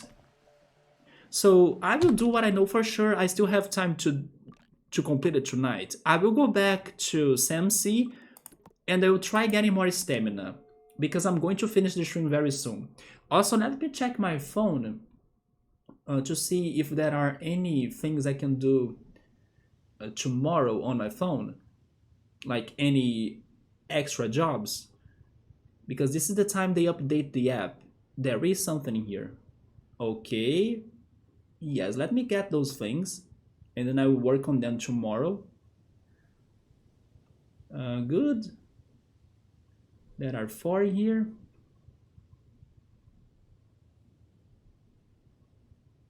But yeah, today in the game I will only get the stamina upgrade, and then maybe next stream I consider returning to the whale and trying to finish exploring it because it is too vast, too massive, and I won't be able to really complete it right now. Although I do hope I have gotten to most things in there. One more. Okay, there we go. And then I also hope that I'm right, that I needed 20 chum eggs for this. Mods are good for patches. That is true. Patch-wise, I agree it is a useful thing to be doing, to like fix some game bugs and everything. But then really changing the game that much, or even customization options, it doesn't get to me that much. Hi Chum Queen, we brought you more chum eggs. Can you give us more stamina? I love how she calls us Little Slug.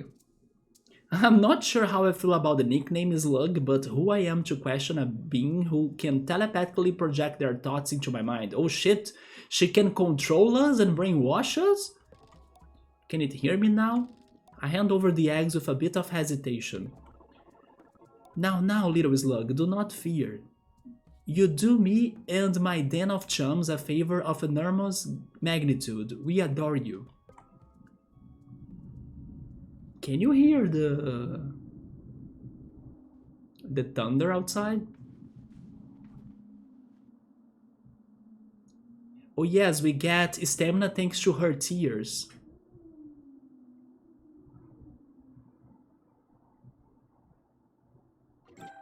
Yeah, the chum queen tier.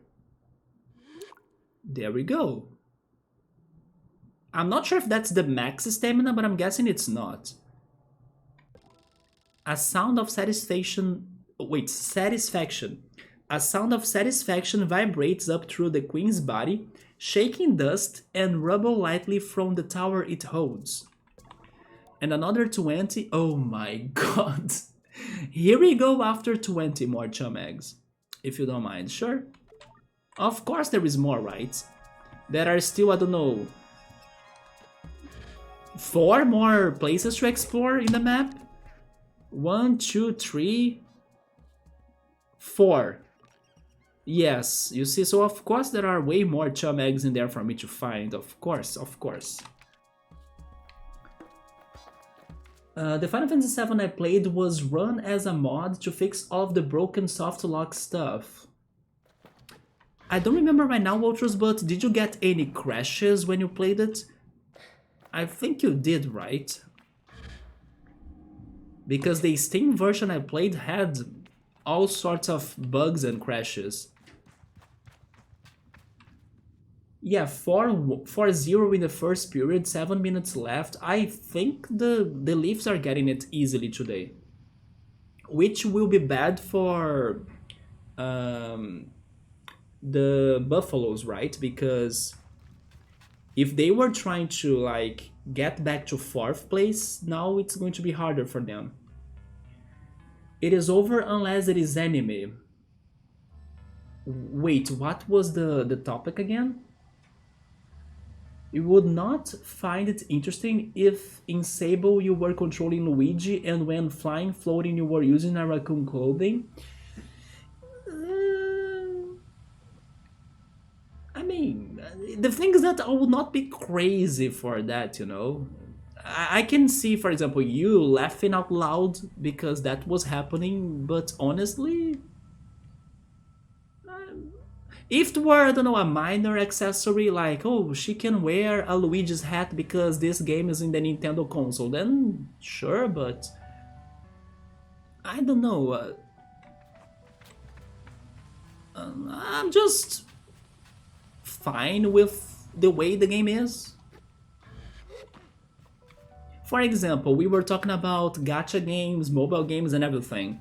I know some people are crazy for like buying this one accessory to customize their character in the gacha game or in the mobile game.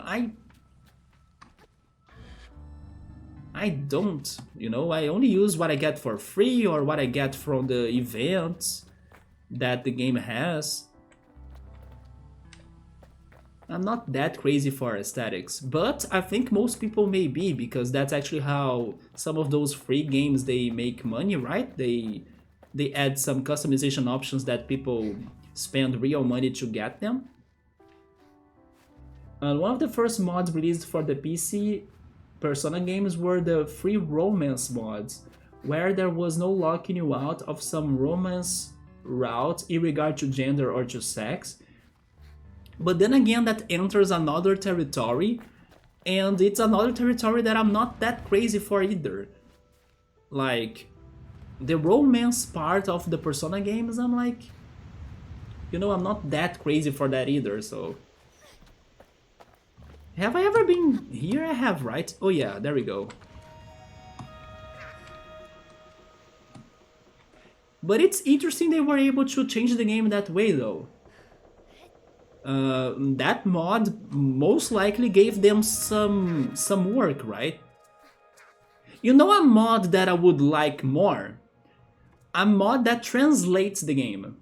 Yes, getting some translated games is something very good in my opinion. For example, when I played Mother Tree on an emulator, it was thanks to a patch, or I don't know, a fan translated patch, because that game was only out in Japan, right? So it was only in Japanese.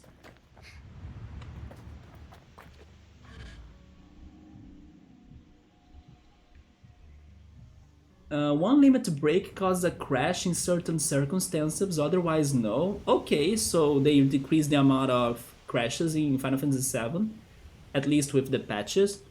All of other crashes addressed with this mod, good, because I got some random crashes even when I was, I don't know, exploring the overworld. I especially remember when I was going after Yuffie, and then not only it was super hard to find her and then of course convince her to join us and everything, but especially because my game crashed in that day. I still remember that. Well, with the AI we may get mods that auto translate games sooner or later. That is actually very that is true, right? I think that could be happening and it's going to be amazing if we can get more games translated to all sorts of languages, and hopefully with a good translation, of course, but let's hope the AI can do a good job. There are a modded Pokemon game, or actually there is a modded Pokemon game where you can do fusions on all of the Pokemon and then they look super weird. I know there is this one website that you can do that, right?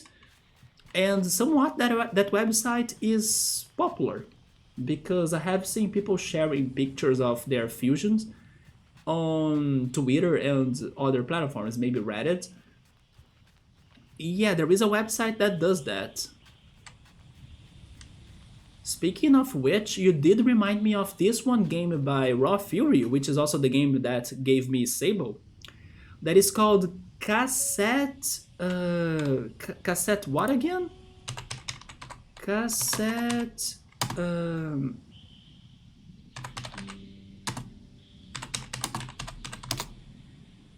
Cassette Beasts. Yeah, Cassette Beasts is a game by the same company as Sable, Raw Fury, and it is that idea of like fusing everything you find in the game like in a Pokemon adventure, and even the graphics look a lot like a Pokemon game. It is a game that I really want to play at some point. I don't think it is out, at least I'm not sure, but I don't think it is out yet. I think I posted that Pokemon Fusion game on Discord maybe, I don't remember, but probably. And then I remember that I posted the trailer of Cassette Beast 2. Yeah. Cassette tapes, yes, because you kinda summon the Pokemon-like monsters by listening to music. And then you capture them in cassette tapes, yes. In music tapes, right? You have been playing a Pokemon modded game where you are a gym leader helping the town. Wait, helping the town?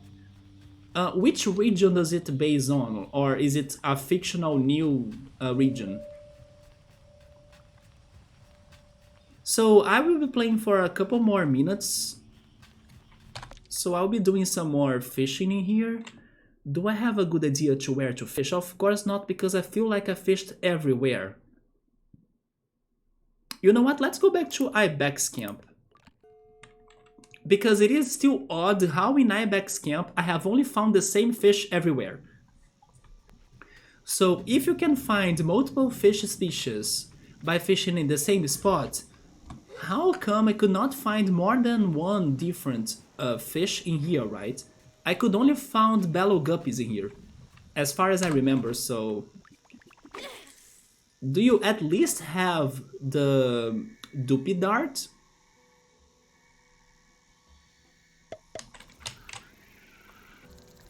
No, this is a bellow guppy.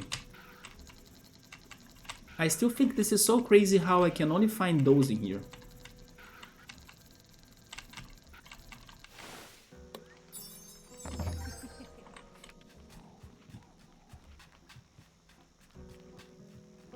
It is a fictional region, but it looks like Kanto.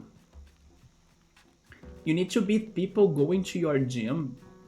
Beat people going to your gym? Oh, I see. You need. Okay, so you really are a gym leader, right? Is there any punishment in case you lose? Like the battle? Help the town growing? That's the part I don't understand. Like, how do you help the town growing? It sounds like, I don't know, Animal Crossing Pokemon or something. Solving problems. Maybe that's a little bit Pokemon Ranger-like.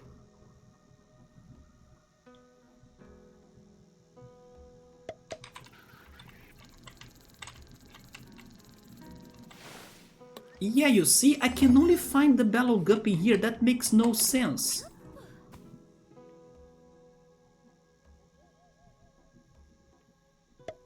Let the challengers win? Do you need to beat them or battle them with like a monotype? Or are you free to choose your team? You can't lose 7 to 9 times in gym battles or you are disqualified or game over? What? It's kind of like Animal Crossing, it sounds like that.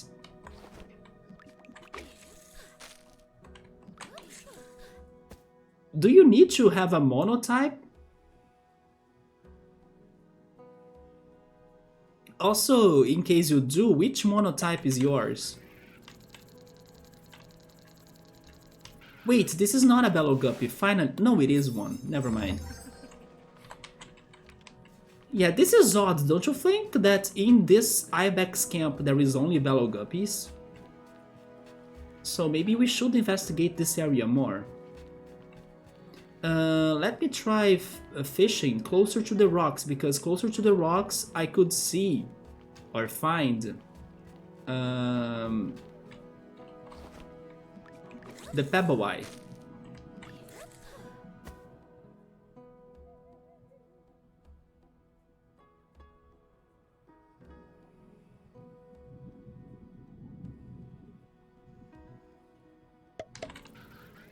Man, I ate 2 sandwiches before I started the stream, but I'm kinda wanting to eat more.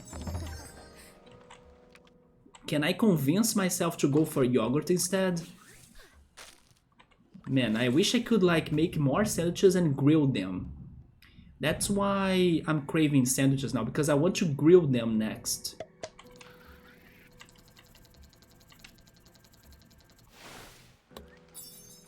Only Bellow Guppies everywhere, that makes no sense. At the start you pick the gym element or type you are going to play as. You picked the steel type. You are not forced to have only steel Pokemon. You can have one Pokemon who's not the same type if it at least has a move that is from your gym type. But you can only have one Pokemon that's not? It is that limited? And then how is your team so far then?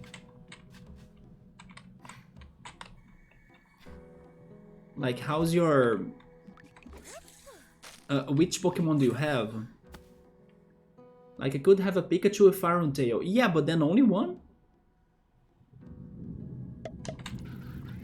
It's another Bellow Guppy.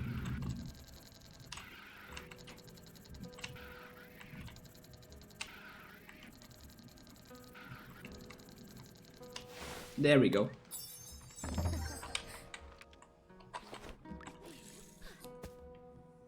Let me open the game. Okay, it's funny you don't remember your team, but sure. I will guess you have a Naron.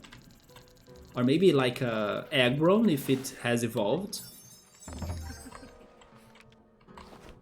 Then who else? A Skarmory would be great.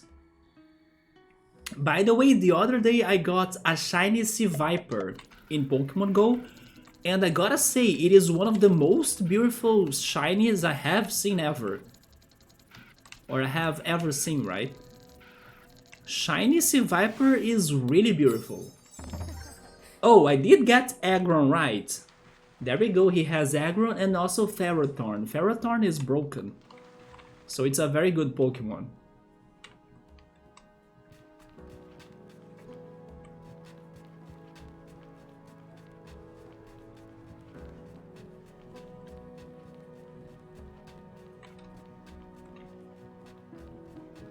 Yeah, isn't it weird how there is only the same fish in here everywhere I fish?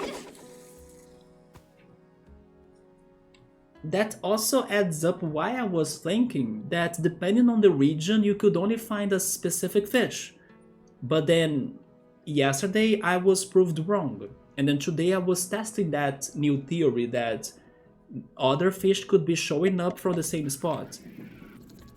Unless it is mixed, like there are places you can find multiple fish and other places you can only find the same one, like this one.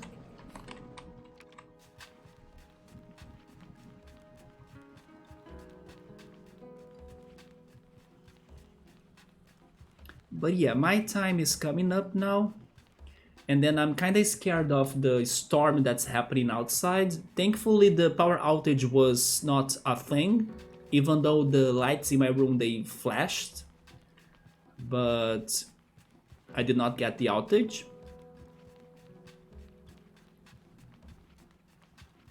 But I'll wait until Gabriel answers like his Pokemon team before leaving. Regarding tomorrow, I hope I can stream. Not sure if the storm will happen tomorrow, and then maybe I'll be scared of streaming because of like power outages. Or if I'll be feeling okay, but thank goodness in the last days I have been sleeping well, plus my neck pain has not been that bad. But I'll see. I do need to stream Roller Coaster Tycoon, right? Good thing there was no storm during the carnival. That's funny, right? Because the forecast was saying that it would rain a lot. I think it stopped raining in Friday. And then Saturday and Sunday they were like clear skies, no rains at all.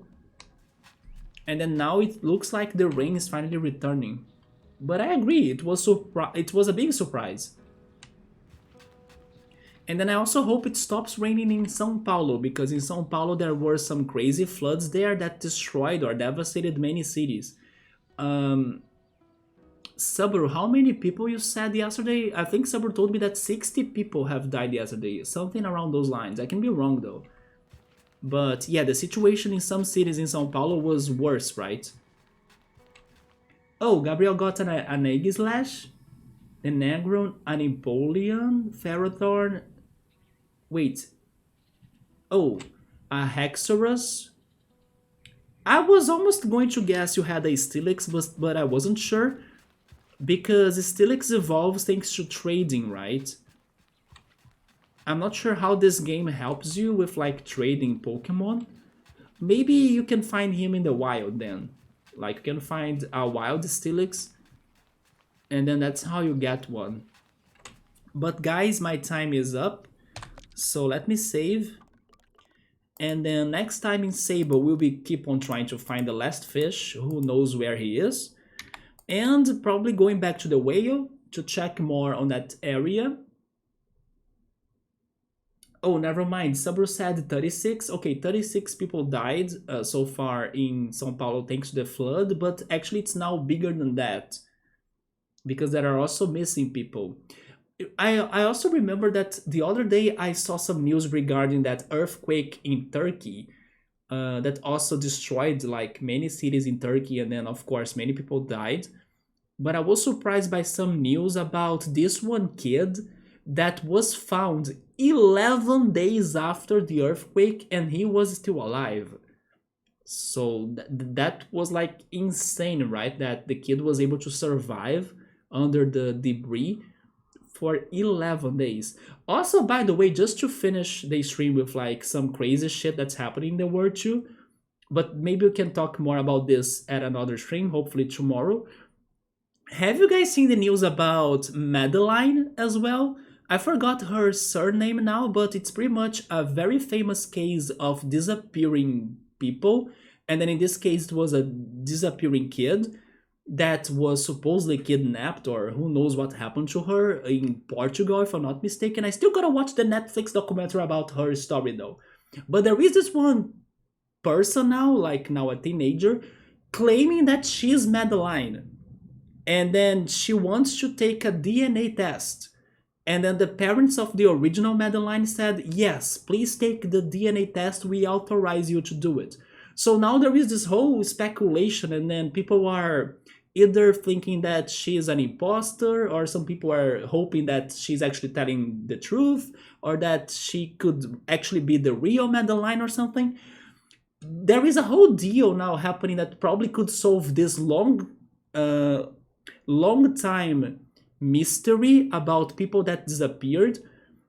Hopefully she's the one, even though she doesn't remember things that much. And then she also had a somewhat bad past, because I think that like her quotation mark father used to like harass her and stuff. But I still need to really check the details on this whole situation. But there is also this crazy story going on too right now, that is something that the family of Madeline and then people in general always thought that it would never get to a solution, like that story would never get to a conclusion.